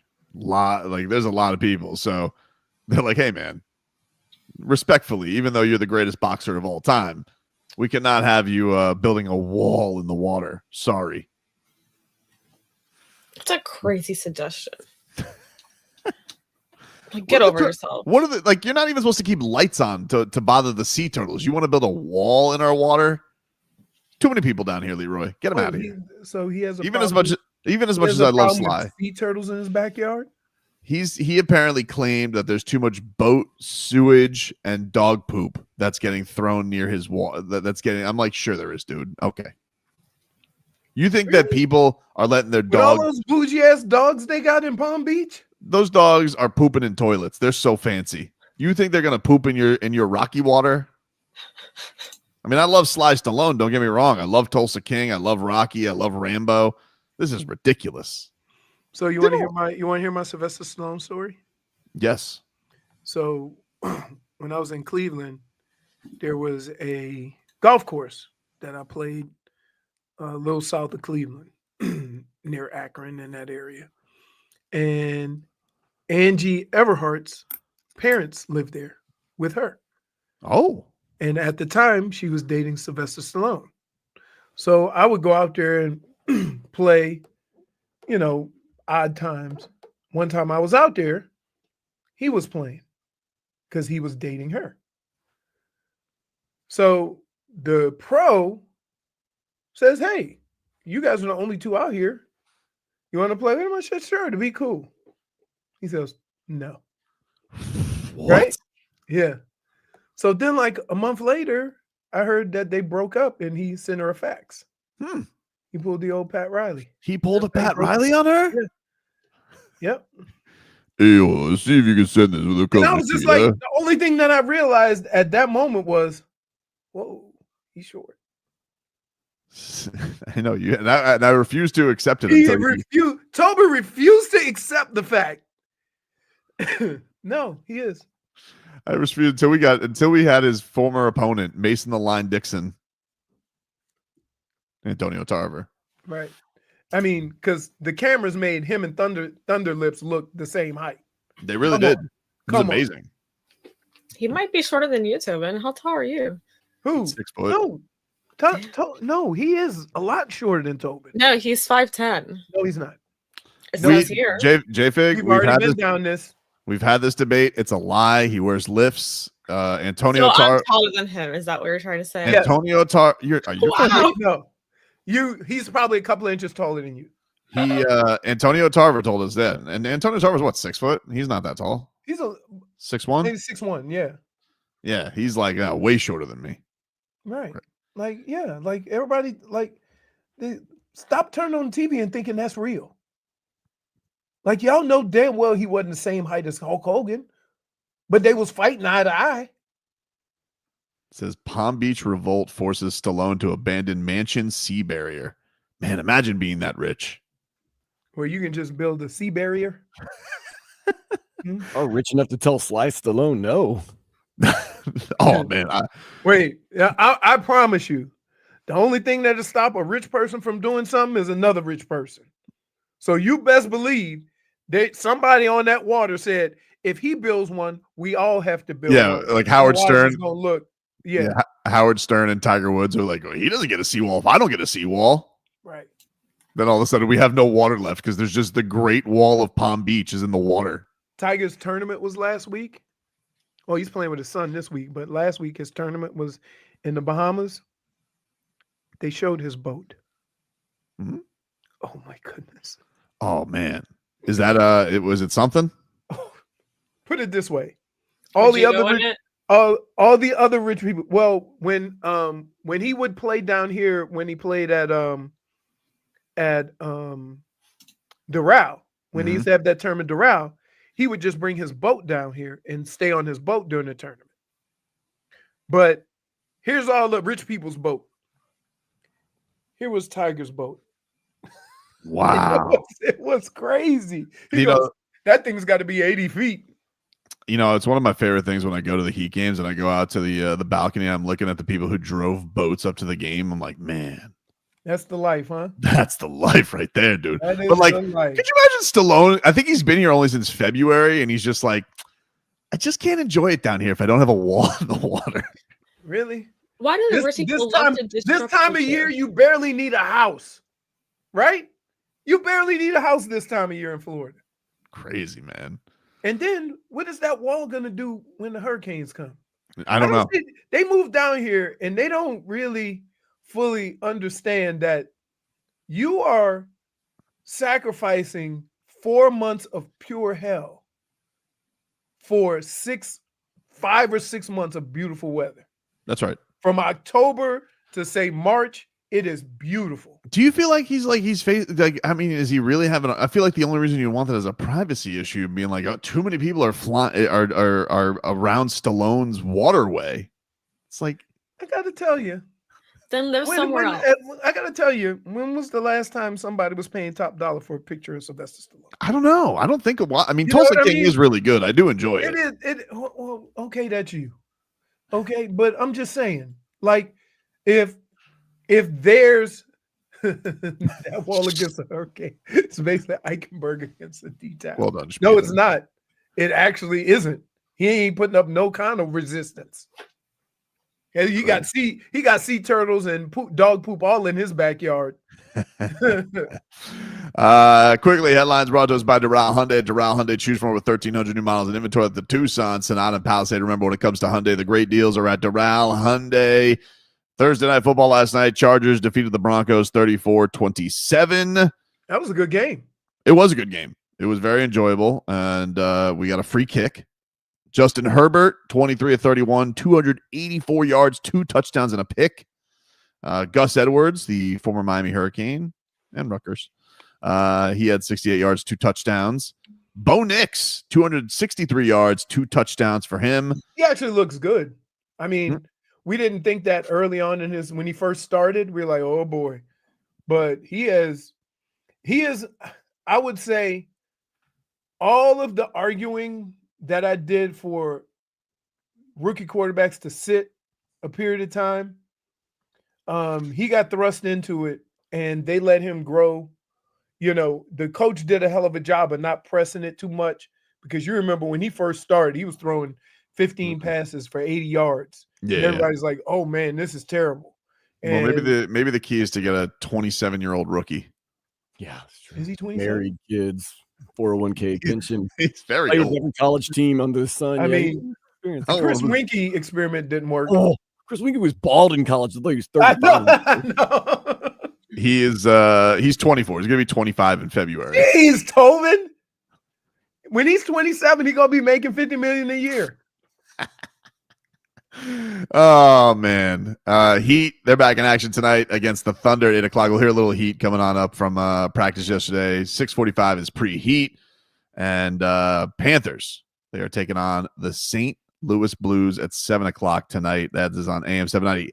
Is Erik Spoelstra starting to crack on the Kel'el Ware thing? That's next. Back after this.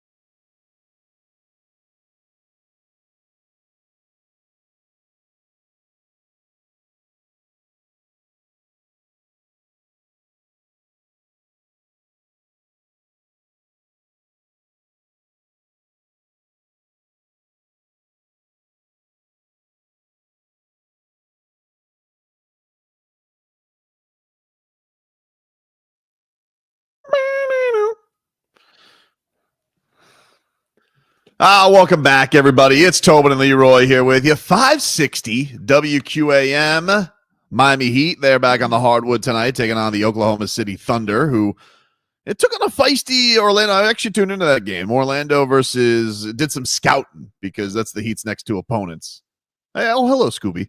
And I was impressed. I'm just very impressed by how gutsy Orlando is, because I mean they're dropping like flies. I got to be honest with you. Now you want to talk about injuries?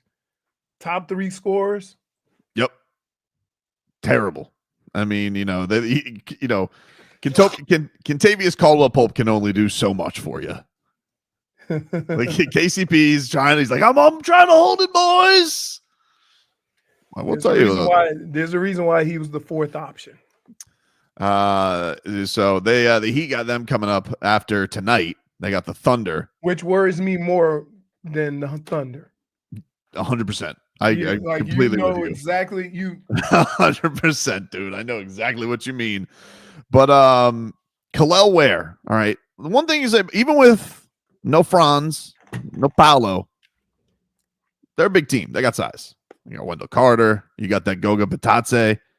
They got tons of Jonathan Isaacs, no small dude. A lot of size on that Magic all team. Around big team. The Magic are too, and they don't even have a windsock out there. A lot of size. One would look at this and the schedule coming up and be like, "All right, Spo, looking at you, baby. It might finally be time for a tall guy. Might be that." Now, yesterday, Kel'el Ware.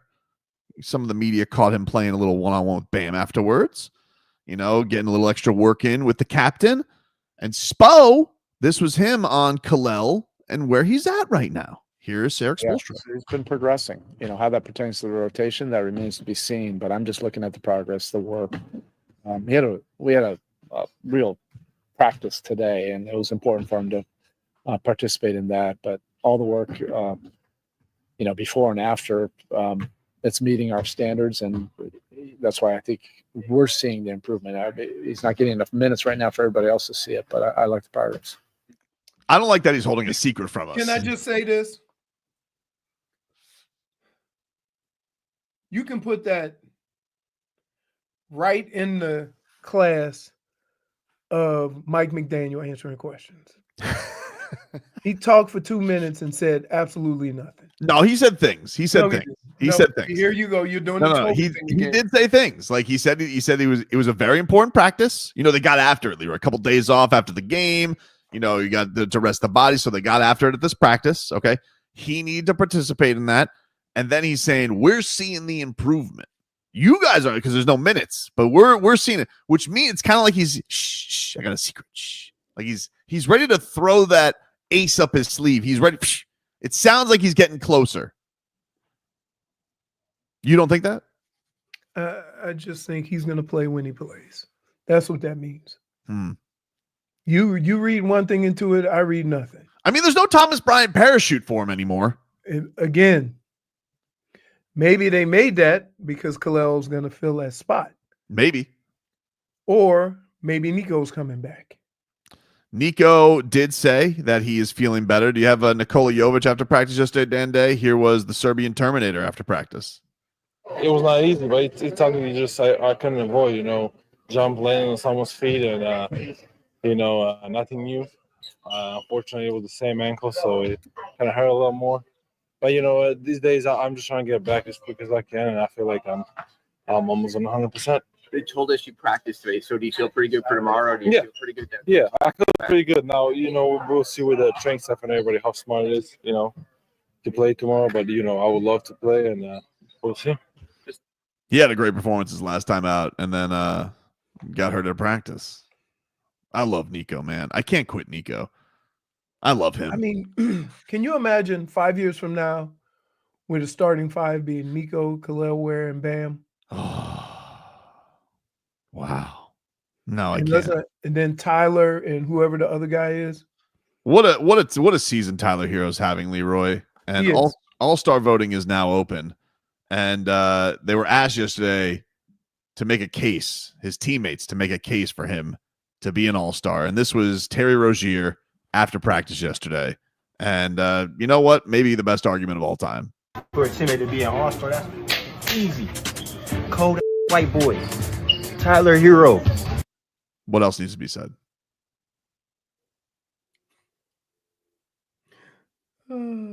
Open and shut case. I want to hear it. Teammate to be an all-star, that's easy. Cold white boy. Tyler Herro. Sometimes even what you're getting confused with Duncan Robinson on the team, you know. So you'd say Tyler Herro. Exactly. You know, there's a lot of white boys on the team. Exactly. There's a lot of CAWBs. You got to be able to go back and be like, oh man, maybe they thought I was talking about Pelle Larson. If he would have made that shot at the end of the game, he would have definitely been in, because they would have been playing that over and over again. Oh man. Well, yeah. Oh man. For a teammate to be an all-star, that's easy. Cold white boy. Tyler Herro. He leaves and comes back too. He thinks about it. Like, wait. He goes, wait, what if they thought I was talking about Duncan? What if it was Nico? It's the angles for me. I love it. It's a great case. Yep. He's got a great case.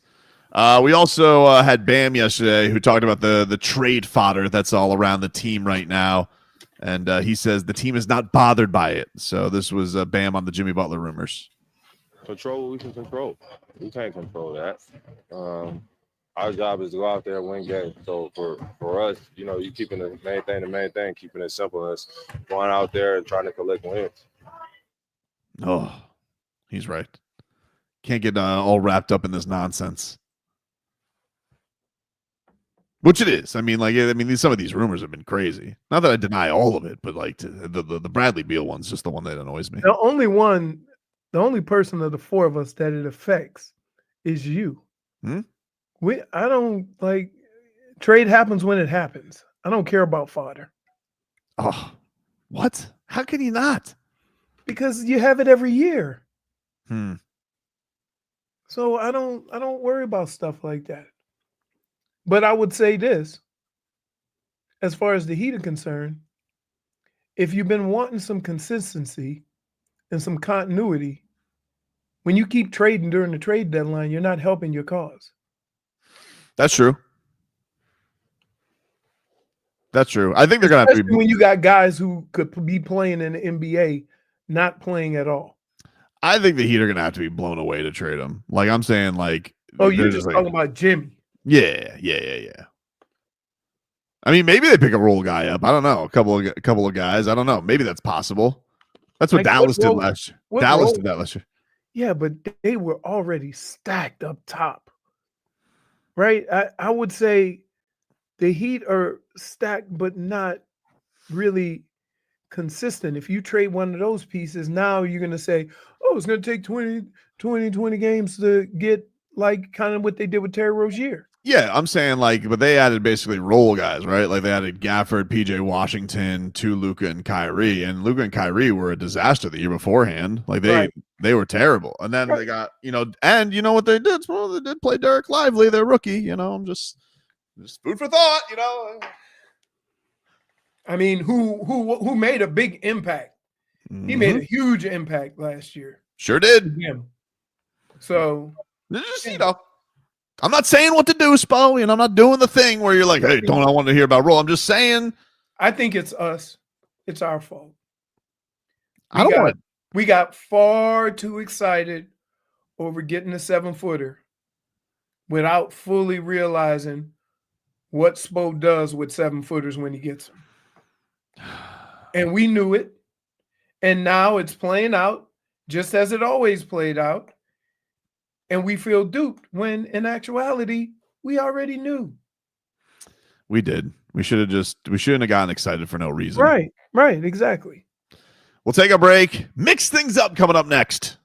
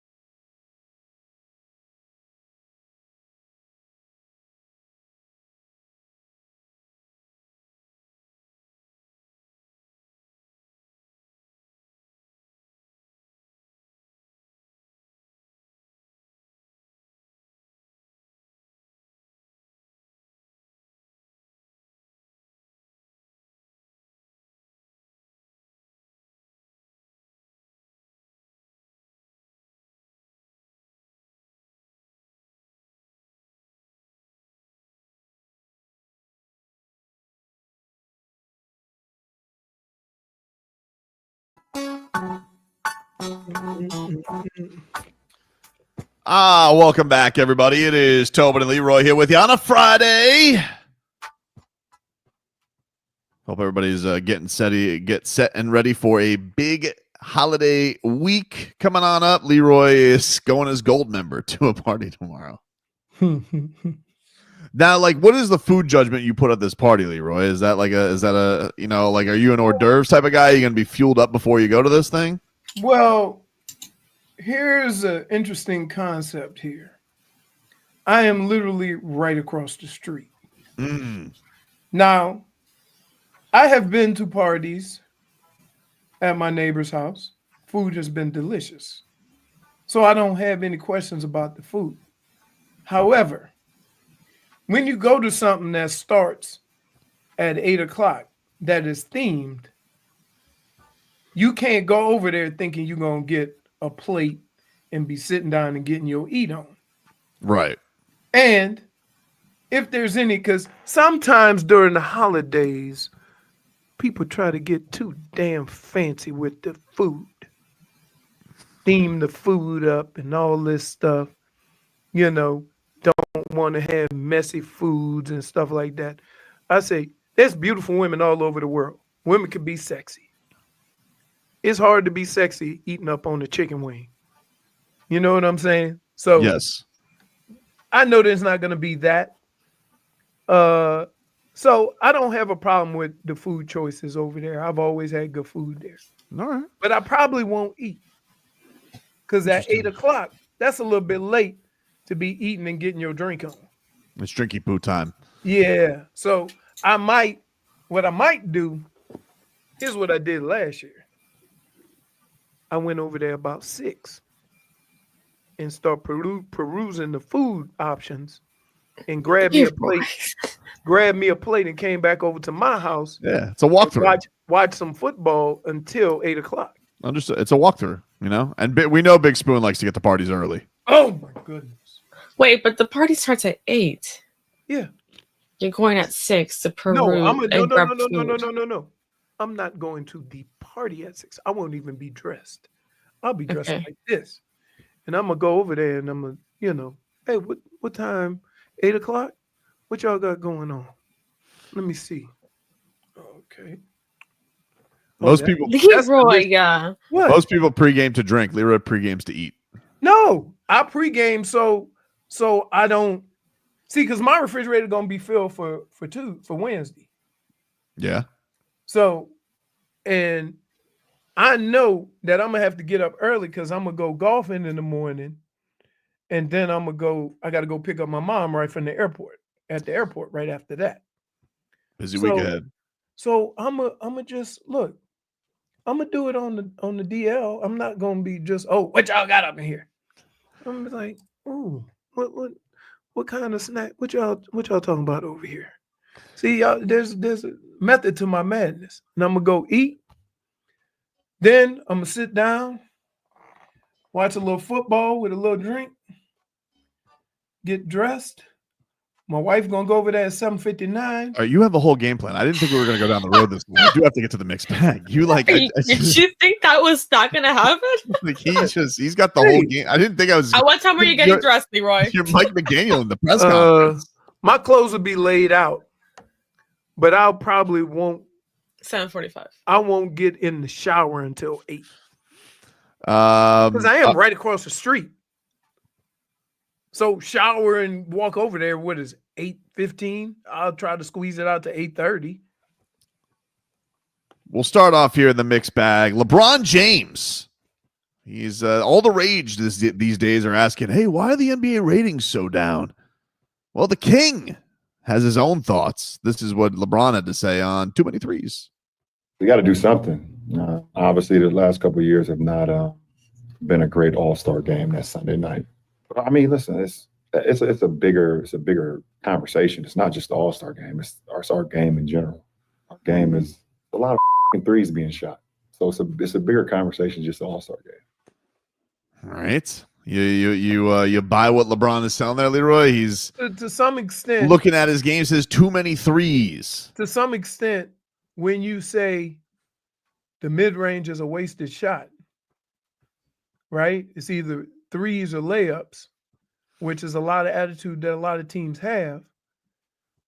You watch a lot of these games, and if somebody go 10 for 45, that's not good basketball. You're just running back and forth, right? We see it. We see it all the time. So there is a level of, when you watch basketball, you like seeing nice play sets and back cuts and, cool, like just plays in general when basketball is being played at its highest level. Mm-hmm. And not only, it should be more than just the team that shoots the three well wins. I agree with you. I think that there are definitely swings in playoff games that certainly hurt that. Like playoff games are kind of decided early on in games. Like you can talk like games 1 through 4. It can pretty much be determined who's hot, who's not. The one thing I would say about this, I don't quite buy the too many threes thing. One, Steph Curry is a tremendously popular player. I mean, maybe the only guy who rivals the king in popularity is Steph Curry. The second thing is, man, when I go to Heat games, nothing makes the crowd happier than when guys are going crazy from three. Like, people love watching it. Yeah, but like Tyler Herro gets that building on fire. I don't think I buy this whole 3-ball thing. But yes, but keep in mind that the best 3-point team shoot what, 38%, 39%? Mm-hmm. And more teams are shooting 43s. It's a lot of misses, dude. Yeah, but but the mix get people fired up. But my point is not that the 3-point shot is in the game. Mm-hmm. And to LeBron's point, is everybody shooting so many threes? There's a lot of guys shooting threes shouldn't be shooting threes. Yes, I agree with that. And so from that standpoint, just to get their numbers, just because a coach says this is how many threes I want to shoot. Mm-hmm. Think about it. The best team in the NBA averages what? 15 threes a game? I'd have to look to see what the numbers are because they're always going up. Right. But think about it. The best 3-pointing teams in the NBA average 15 to 20 shots. They're shooting over 40 shots a game. Now that for the analytics, that's not bad. The leader in makes this year is the Celtics. They make just under 19 a game. They take over 50 a game. Right. You see what I'm saying? That's just imagine watching a whole bunch of possessions, and there's 30. You're gonna get at least 30 misses. Well, speaking of the Celtics, Joe Mazzulla, who nearly wanted to choke out a referee last night, he gave his spin on the whole NBA Today feature. In the NFL, people aren't like, I want to see less scoring. They're not going to make the end zone smaller. They're not going to make the field smaller. So, like, scoring is up across in other sports. And I guess my question would be is why in basketball is scoring up being an issue as opposed to other sports? Does anybody want to watch a football game and see less touchdowns? So I think at the end of the day, anything new or change is different. But, I don't know. There you go. Here, the NBA is in a position right now where the more skilled team and the better team could lose if they get cold from three. Yeah. And you could lose to almost anybody if a team gets hot from three. But also, the Heat are famous for that. Teams that can't make no threes mysteriously get hot as hell playing the Heat. It is a thing, though, where also no lead is really safe because teams can get on heaters. Like you can't just pack it up and say, hey, a game is over. It happens, but what I'm saying is if you look at the actual numbers and the percentages, there's just more missing. And that, even though all of what you're saying is true, the best in the league, they miss 30 times a game, 30 plus a game on average. That's the best in the NBA. So if they play a team that tries to match them for threes and makes 10 out of 50, that has bad basketball. It's a crazy time. Like if you go back, like I just throw back to 13-14, The league leader that season was the Rockets. They hit 9.5 a game and took 26.5 threes a game. And that was crazy. So I get all the theories behind it. And what Joe Mazzulla is saying is not wrong. But I am saying he's speaking from a team that is leading the league. I Who's think the worst three-point shooting team right now. Yeah. All right, hold on. Let me look.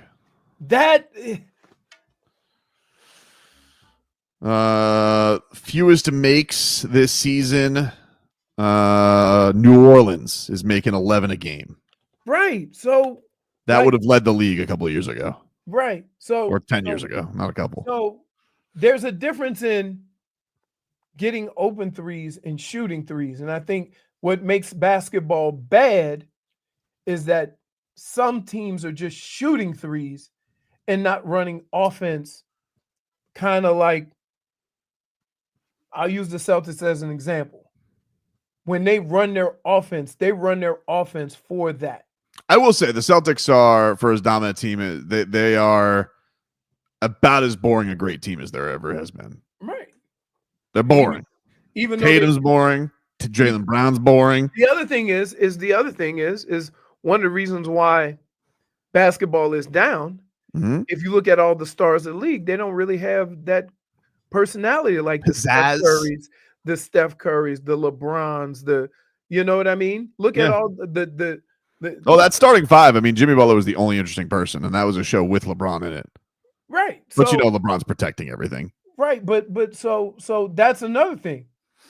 I mean, when Denver won, it was great that they won, but how exciting was that? I mean, it was exciting. I had enjoyed it. It was a fun run for me.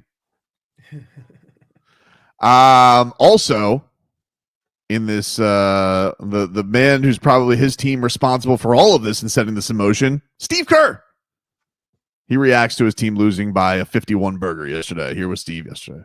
It was just a humbling night all around. I mean, they took it to us. They were great. Just couldn't get anything going first quarter. They took us out of their stuff. They did a great job defensively, and everything just went south from there. So give them credit. We got a lot of work to do, clearly.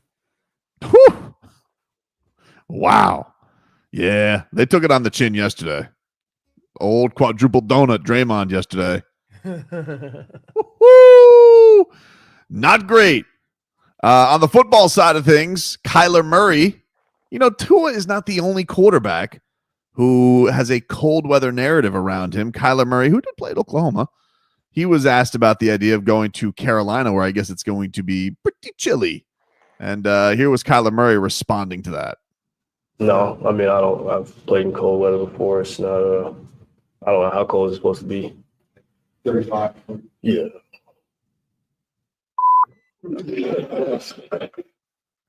He responded with an S-bomb because he was like, "Oh, that is kind of cold." I mean, how can I explain this? Once you start playing the game, the cold isn't a factor.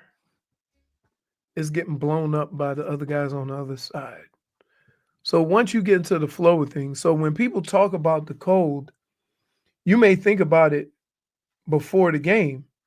But once you start playing the game, it's just football, regardless of what the conditions are. I would rather play in frozen, cold weather than wet, sloppy weather. So when people come down here and it's raining and the field is muddy, that's harder to play in than just the cold. Finally, we talked about the story a little bit earlier. Woody Johnson allegedly, reportedly, turned down a Jerry Jeudy trade because his sons told him his Madden rating was no good. This was Jerry Jeudy. I don't believe it. I think that's a fake news for real. Why would somebody look at Madden rating? You're real. I don't think that's real, but it's funny. It's adorable, but it is the Jets, Jerry. Every player isn't familiar with organization's work. He's like, that has to be it's one of those stories it's like it has to be fake, but it is the Jets. Right. See, he wouldn't say it is the Jets. We know it is the Jets. take a break. Final hour coming on up. Get you caught up with your headlines. Mike McDaniel giving some injury updates at his press conference. We'll see who the Dolphins will have for this matchup coming up against the 49ers and the slim hopes left in their season. Back after this.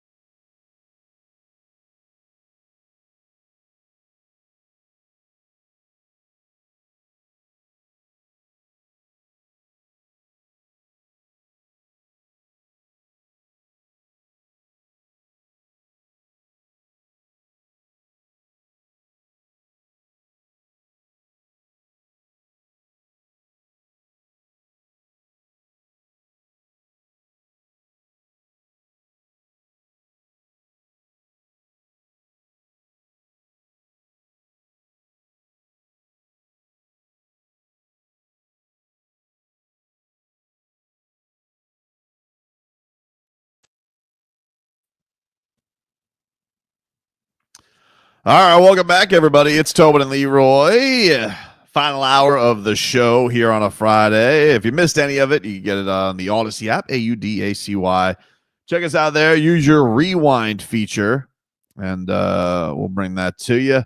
And you guys can also get us on YouTube, Miami 560 WQAM. You guys can check us out there. You guys can you guys can watch clips. You can watch Sports Day if you guys want to see that as well. Dan and Vlad do a fantastic job every weekend. Are you guys on this weekend, Dan? Do you have some action this week? Yeah, we got quick action. We're going to be on from noon to 1:30 tomorrow before the Canes basketball game. Who the Canes play tomorrow? Good question. I don't blame you, Dan. It's all right, man. It's been a rough season. With all the football going on, I'm surprised they didn't carry none of the playoff games. Well, we got to carry the Canes. We are the flagship. Mount St. Mary tomorrow. No, Mount St. Mary. No, I know that. I'm just saying at some point. They're going to be Mount St. Sorry is what they're going to be tomorrow. All right, go get them, Coach L. Be careful. Yes, and be careful. Careful. They have one player back from last year, Nigel Pack. That's it. Literally one player. Mount St. Mary. That's in California. Probably was for the better. 7-4. Who do they beat? They just beat the Long Island Sharks. St. Mary, they're usually always in the tournament, right? This is Mount St. Mary, not just St. Mary. It's not St. Mary College. St. Mary on a mountain. Saga. It's hard to keep up. So where's Mount St. Mary? Oh, wow, Leroy. I mean, how can you not know where Mount St. Mary is, dude? That's in California. Yeah. Am I right? Yeah. I don't know. They are located in Emmitsburg, Maryland. So I was close. Yeah.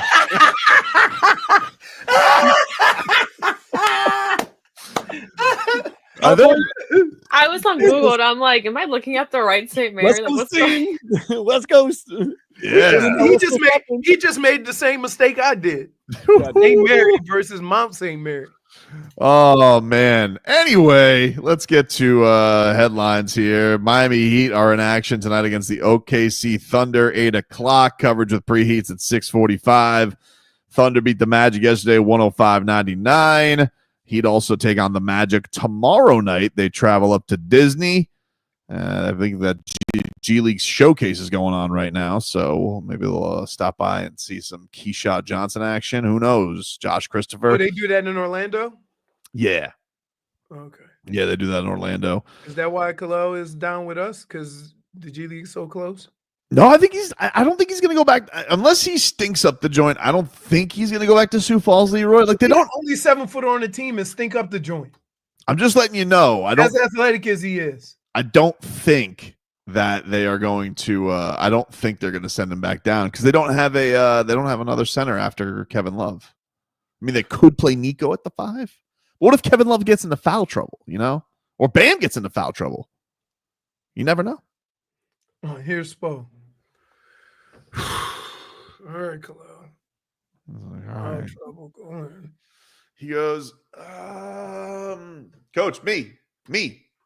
Haywood, what do you think about small ball 5? He goes, Coach, I'm 6'4". Perfect. You know what's hilarious is that's kind of how I got my opportunity at Michigan.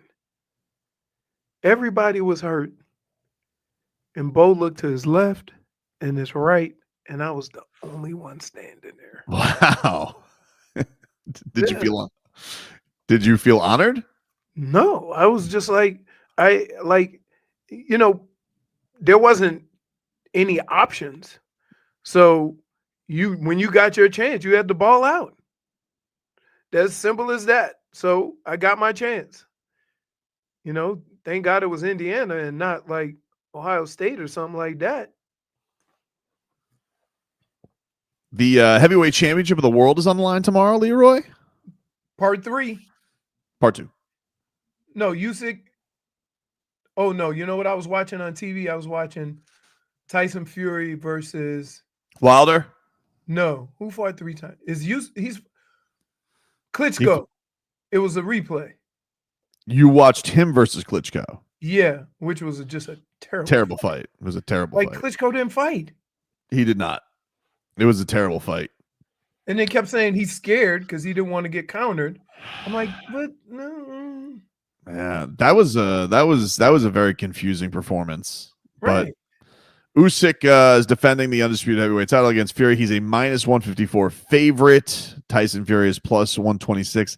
I'm kind of looking at Usyk by knockout 3-1. You know, I might look for a late one. You think Usyk is going to win again?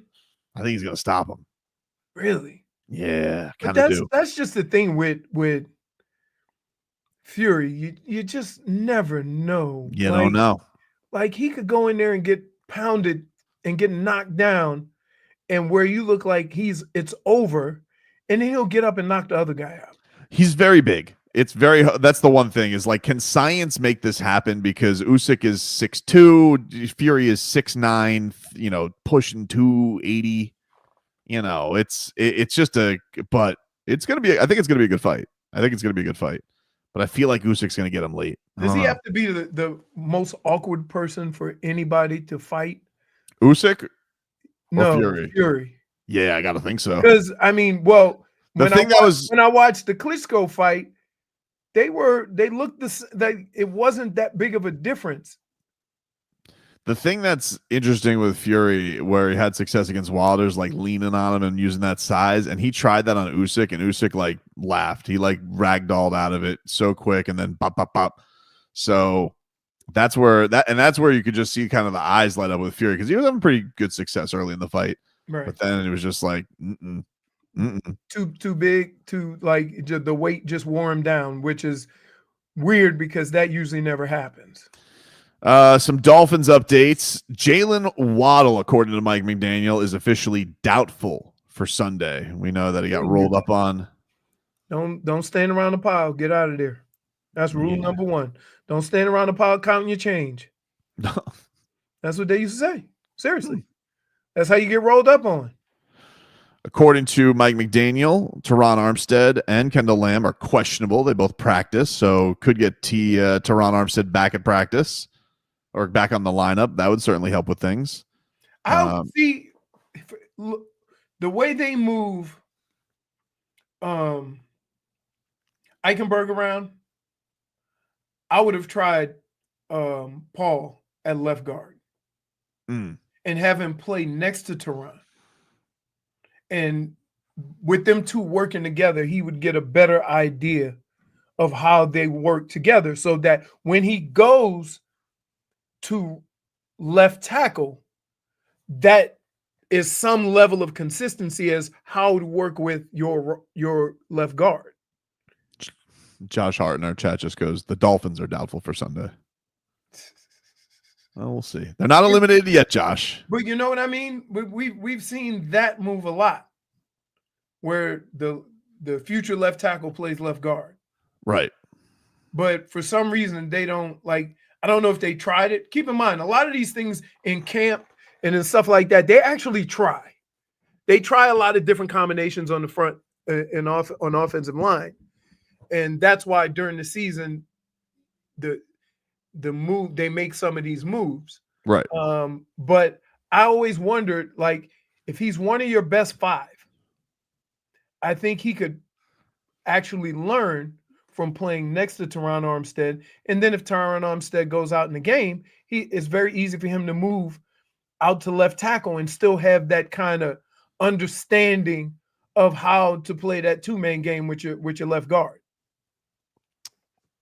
The other piece of injury news, Tua was on the injury report with a hip, but Mike McDaniel says not an issue. He's going to play. And Bradley Chubb and Cam Good, they're still making a decision on that if they're going to go. They're not sure yet. So we'll see. Would you, if he was 80%, would you play him? I don't know if I would play him. No. Right. No, damage is done, my friend. Right. Especially after you saw what happened to Jalen Phillips. Dade South says Brock Purdy got his O-lineman cars for Christmas. The Dolphins are screwed. I saw that.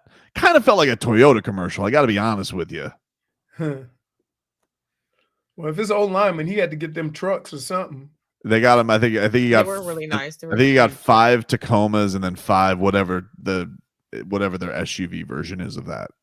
Oh, okay. Toyota. No, not Tacoma, and then Toyota is Sonata?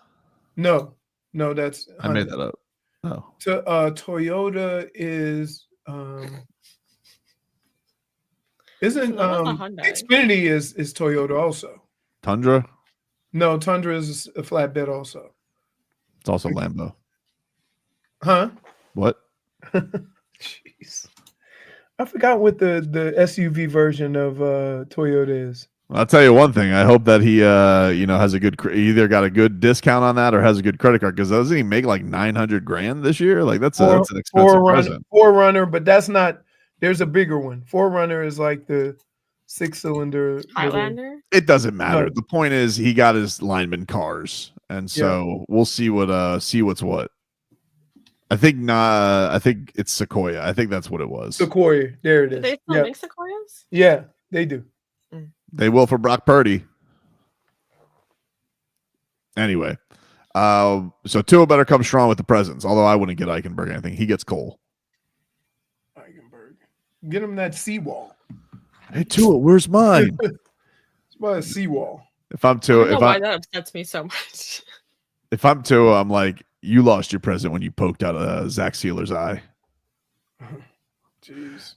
We'll take a break. More to come. We got a little "You Dead to Me" coming on up. Back after this.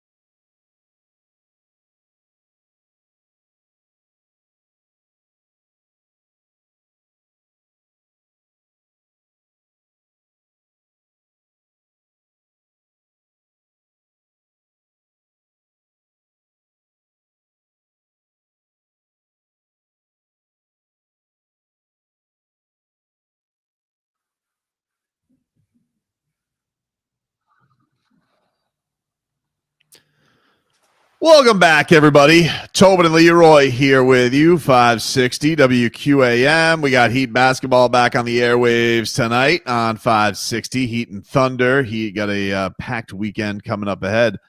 They are doing something for a great cause. Coach Spo is doing something for a great cause coming up on Sunday for those who want to take part. It's Coach Spo's 5K benefiting Nicholas Children's Hospital and the Miami Heat Charitable Fund. It's going down 7:30 a.m. on Sunday. Coach Spo is doing a 5K to benefit Nicholas Children's Hospital. So if you guys want to register for that, go to the Heat's website. It looks like a great cause. It's going to be having appearances by Coach Spo, Heat legends, Heat coaching staff, Bernie the mascot, Santa, and a lot of other surprises along the way. JK is going to be there. Who? JK. Who's JK? From Red One. Red One. Oh, J.K. Simmons? Yeah, Swole Santa? Swole I don't know. Santa. I don't know if it's going to be Swole Santa, dude. I don't know if it's going to be Swole Santa.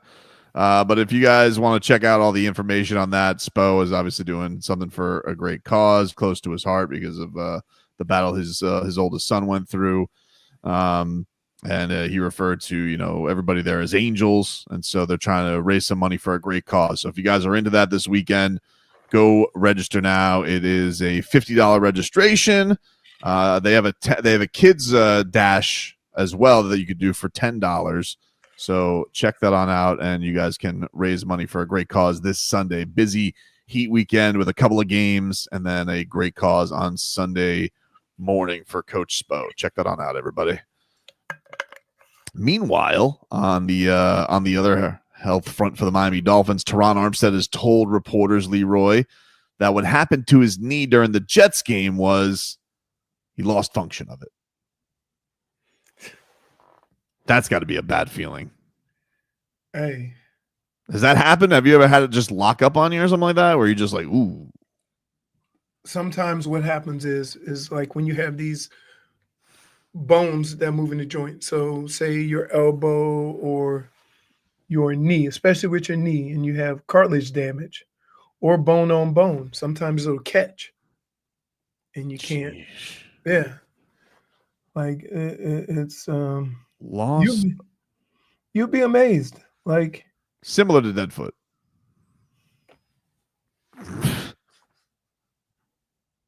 Not the same, but similar. I can't relate all the way. I acknowledge that. You can't relate none the way.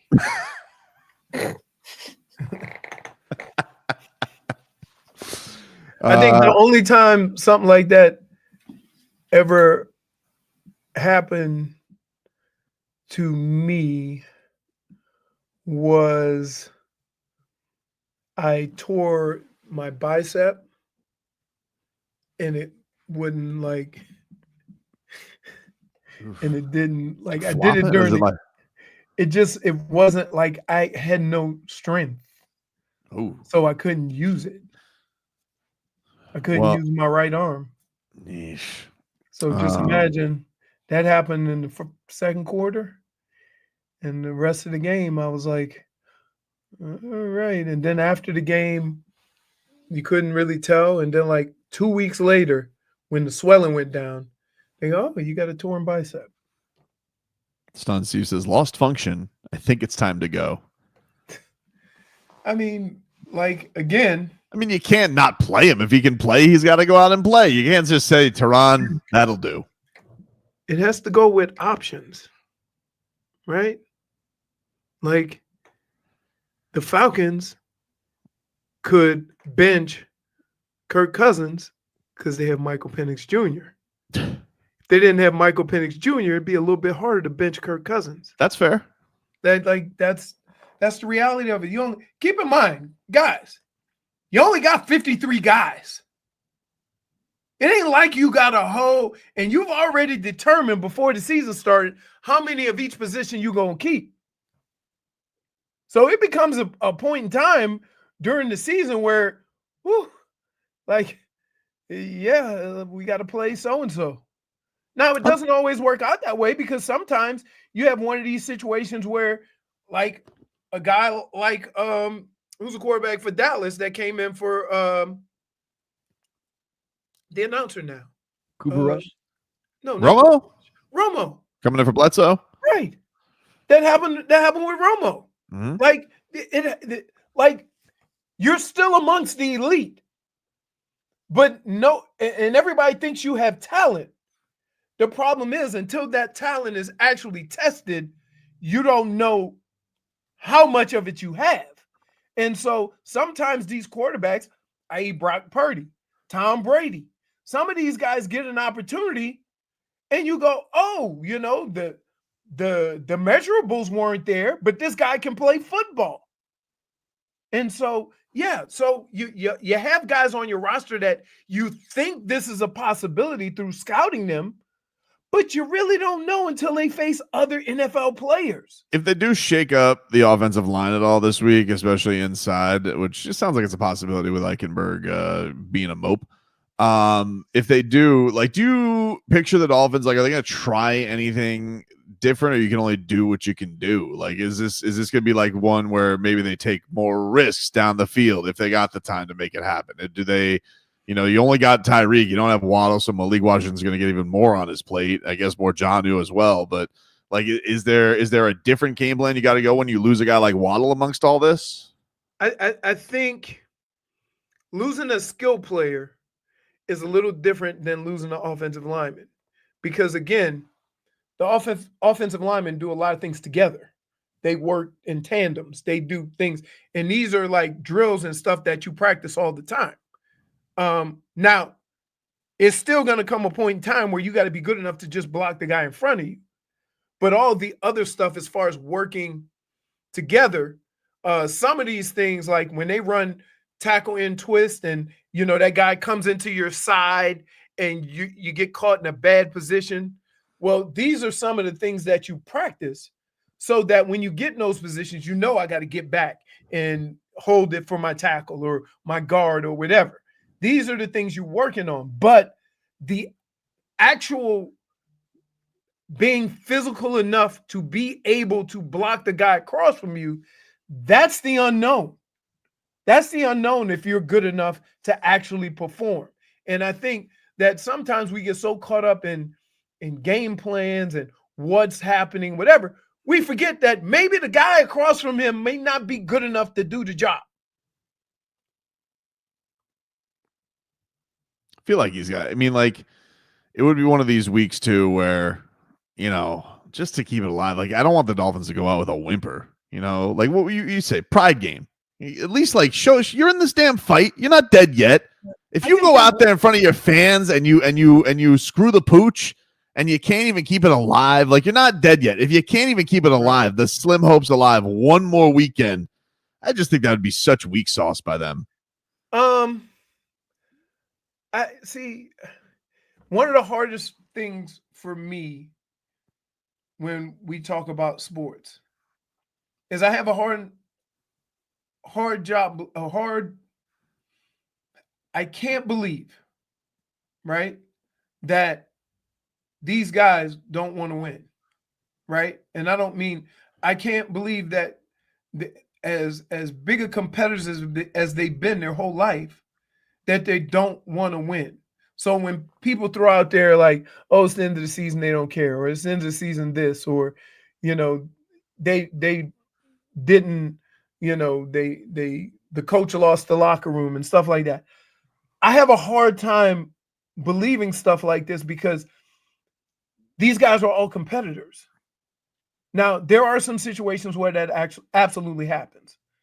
But I just think the way that these guys have talked and how they go about their work, and I don't think that any of them, are saying, hey, this is the end of the season, let's just mail it in. I think they still want to win. They still want to compete. They still want to fight like hell to win football games. Ray says Waddle's the future. Trade Tyreek now.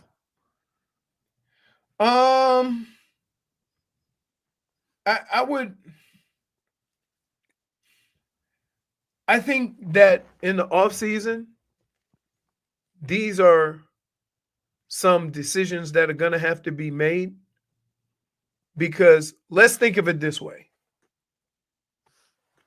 If I have a great offensive line, can I have decent wide receivers? I mean, that's what LA's doing right now. Because when you think about it, we have excellent wide receivers, and there's really no time for them to get open. Mhm. So we run all these little short passes and stuff like that. So I don't know what the answer is because like every team is different.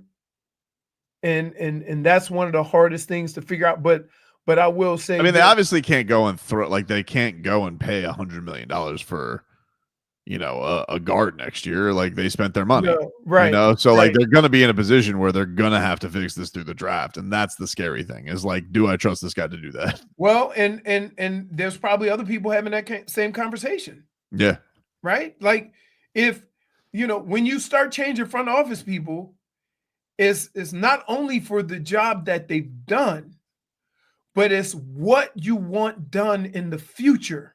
Yeah. And can they do that? When you see a team that has taken the most important aspects of a football team and trivialized them, and I'm saying offense and defensive line, where you just sign guys, whatever, let your guy go. We got enough guys on the offensive line. This guy can step up. When you haven't made a real emphasis on the things that make you good as an offense, the things that make you great as a defense, and then you want to move in the future, can you trust that guy's going to be able to do that is a question that you have to ask. But here's the deal.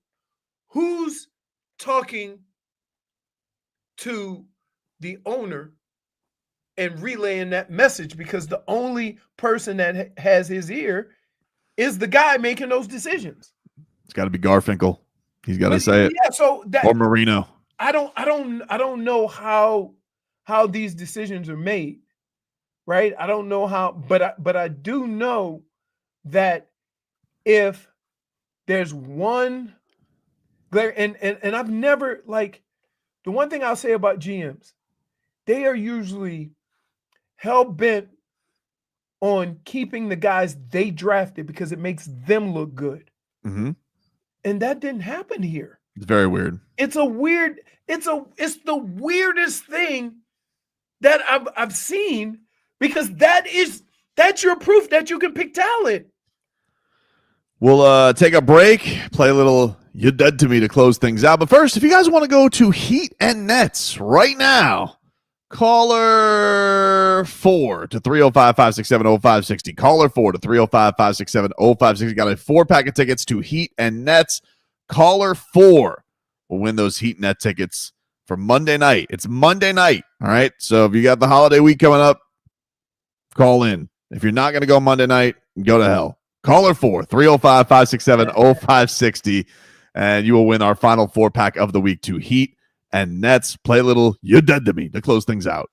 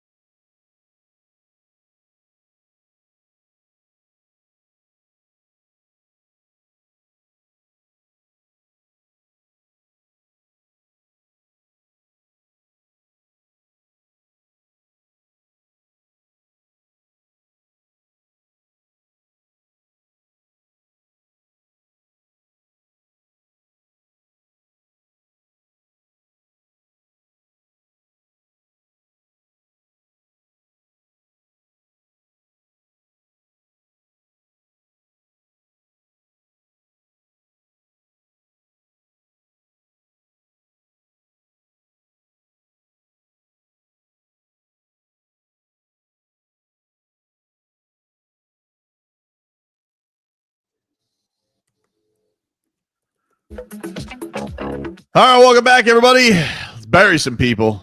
You're dead to me. Here's who's dead to me. The Chicago Cubs are dead to me. So, I don't know if you saw this, Leroy, but slamming Sammy Sosa put out a statement yesterday that kind of finally hinted that he finally kind of admitted that he did PEDs. But for whatever reason, the Cubs have had this thing where the ownership wasn't going to let him back for any fan days or first pitches or conventions. They basically wiped their hands clean of Sammy Sosa until he acknowledged something, that something happened. Mm-hmm. So Sammy Sosa says, I left it all out on the field for the Cubs and Cubs fans because I wanted to win and make the fans happy. I'd love to see the fans at Wrigley Field and right field in the bleachers every home game. I understand why some players in my era don't always get the recognition for our stats that we deserve. There were times I did whatever I could to recover from injuries in an effort to keep my strength up and perform at 162 games. I never broke any laws, but in hindsight, I made mistakes, and I apologize. We accomplished great things as a team. I worked extremely hard in the batting cage to become a great hitter. Cubs fans are the best fans in the world. I hope that fans, the Cubs, can all come together and move forward. We can't change the past, but the future is bright. And in my heart, I've always been a Cub, and I can't wait to see the Cubs fans again. Sincerely, Sammy Sosa.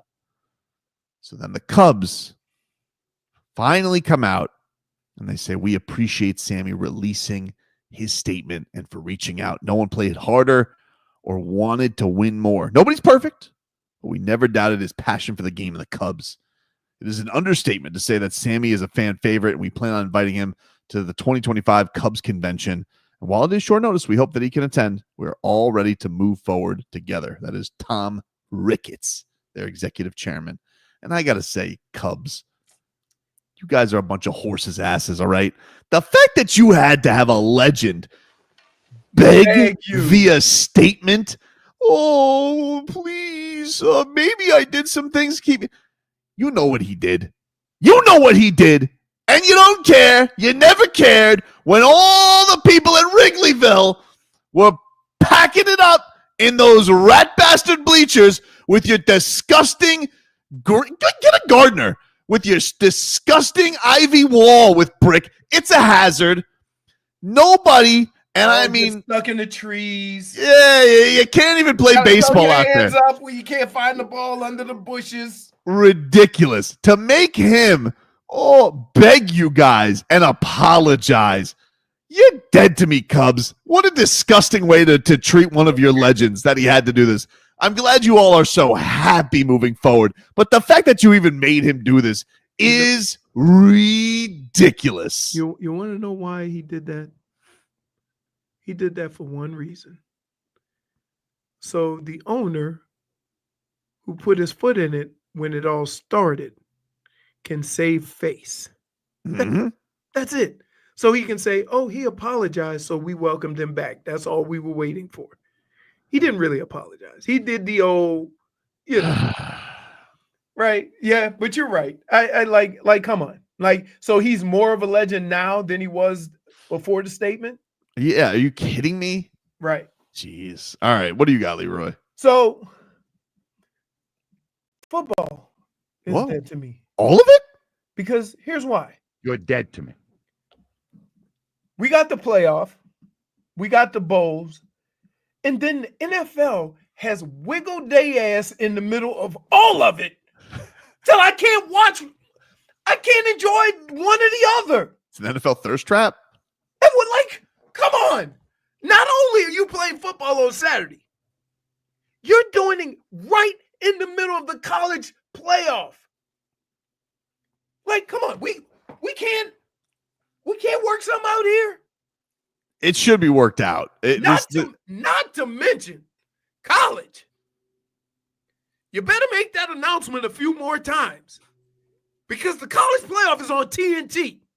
Oh, I was. What is that? I saw that. Exactly. TNT. So now we're doing it like March Madness. Pretty soon you're gonna have college playoff games on Ion. Yeah, on Ion. True TV. True TV. Come on football. You are too good. The weekend is too great. I shouldn't have to decide. Ridiculous. It's terrible.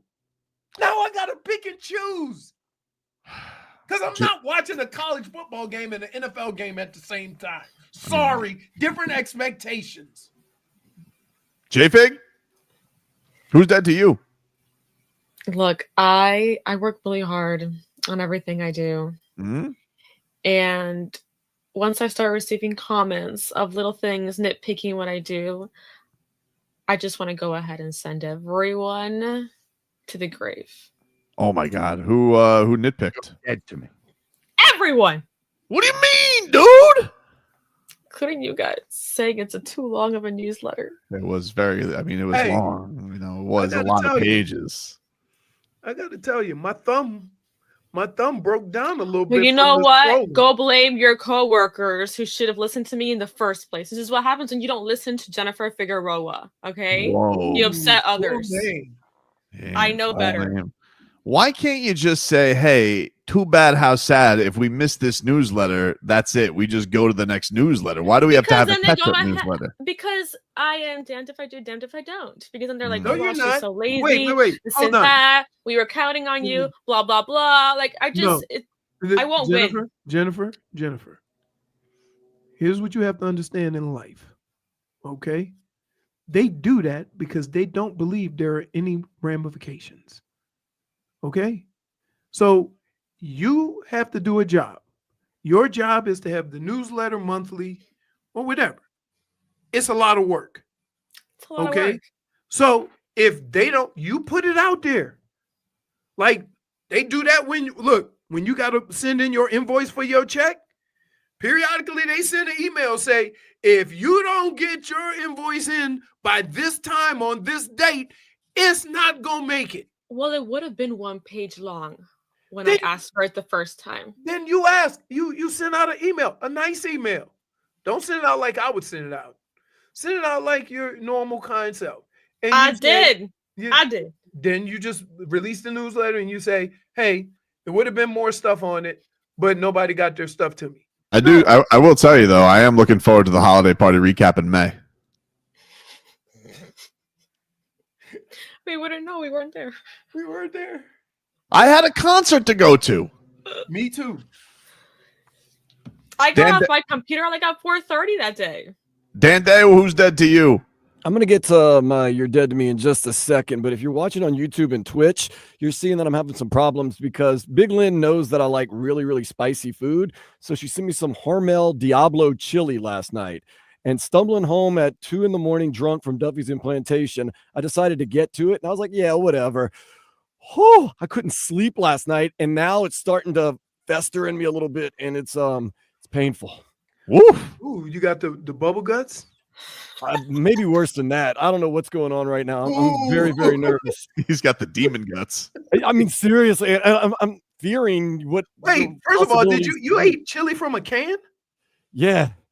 Oh, because I thought it was going to be cute hot, but it was real hot. Oh my god! First of all, that's a gamble. What do you, dude? That is the equivalent to eating the squirt chili at 7-Eleven. Preaching to the choir now. That's intestines roulette.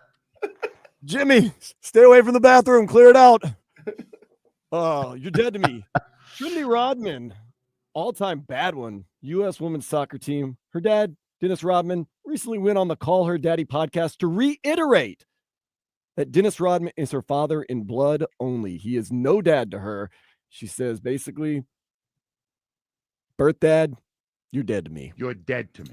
He actually came out with said it over the years. an apology. She apologized for what? He did. He did. No, he said apologized. He was going to try to be like a better father or something like that.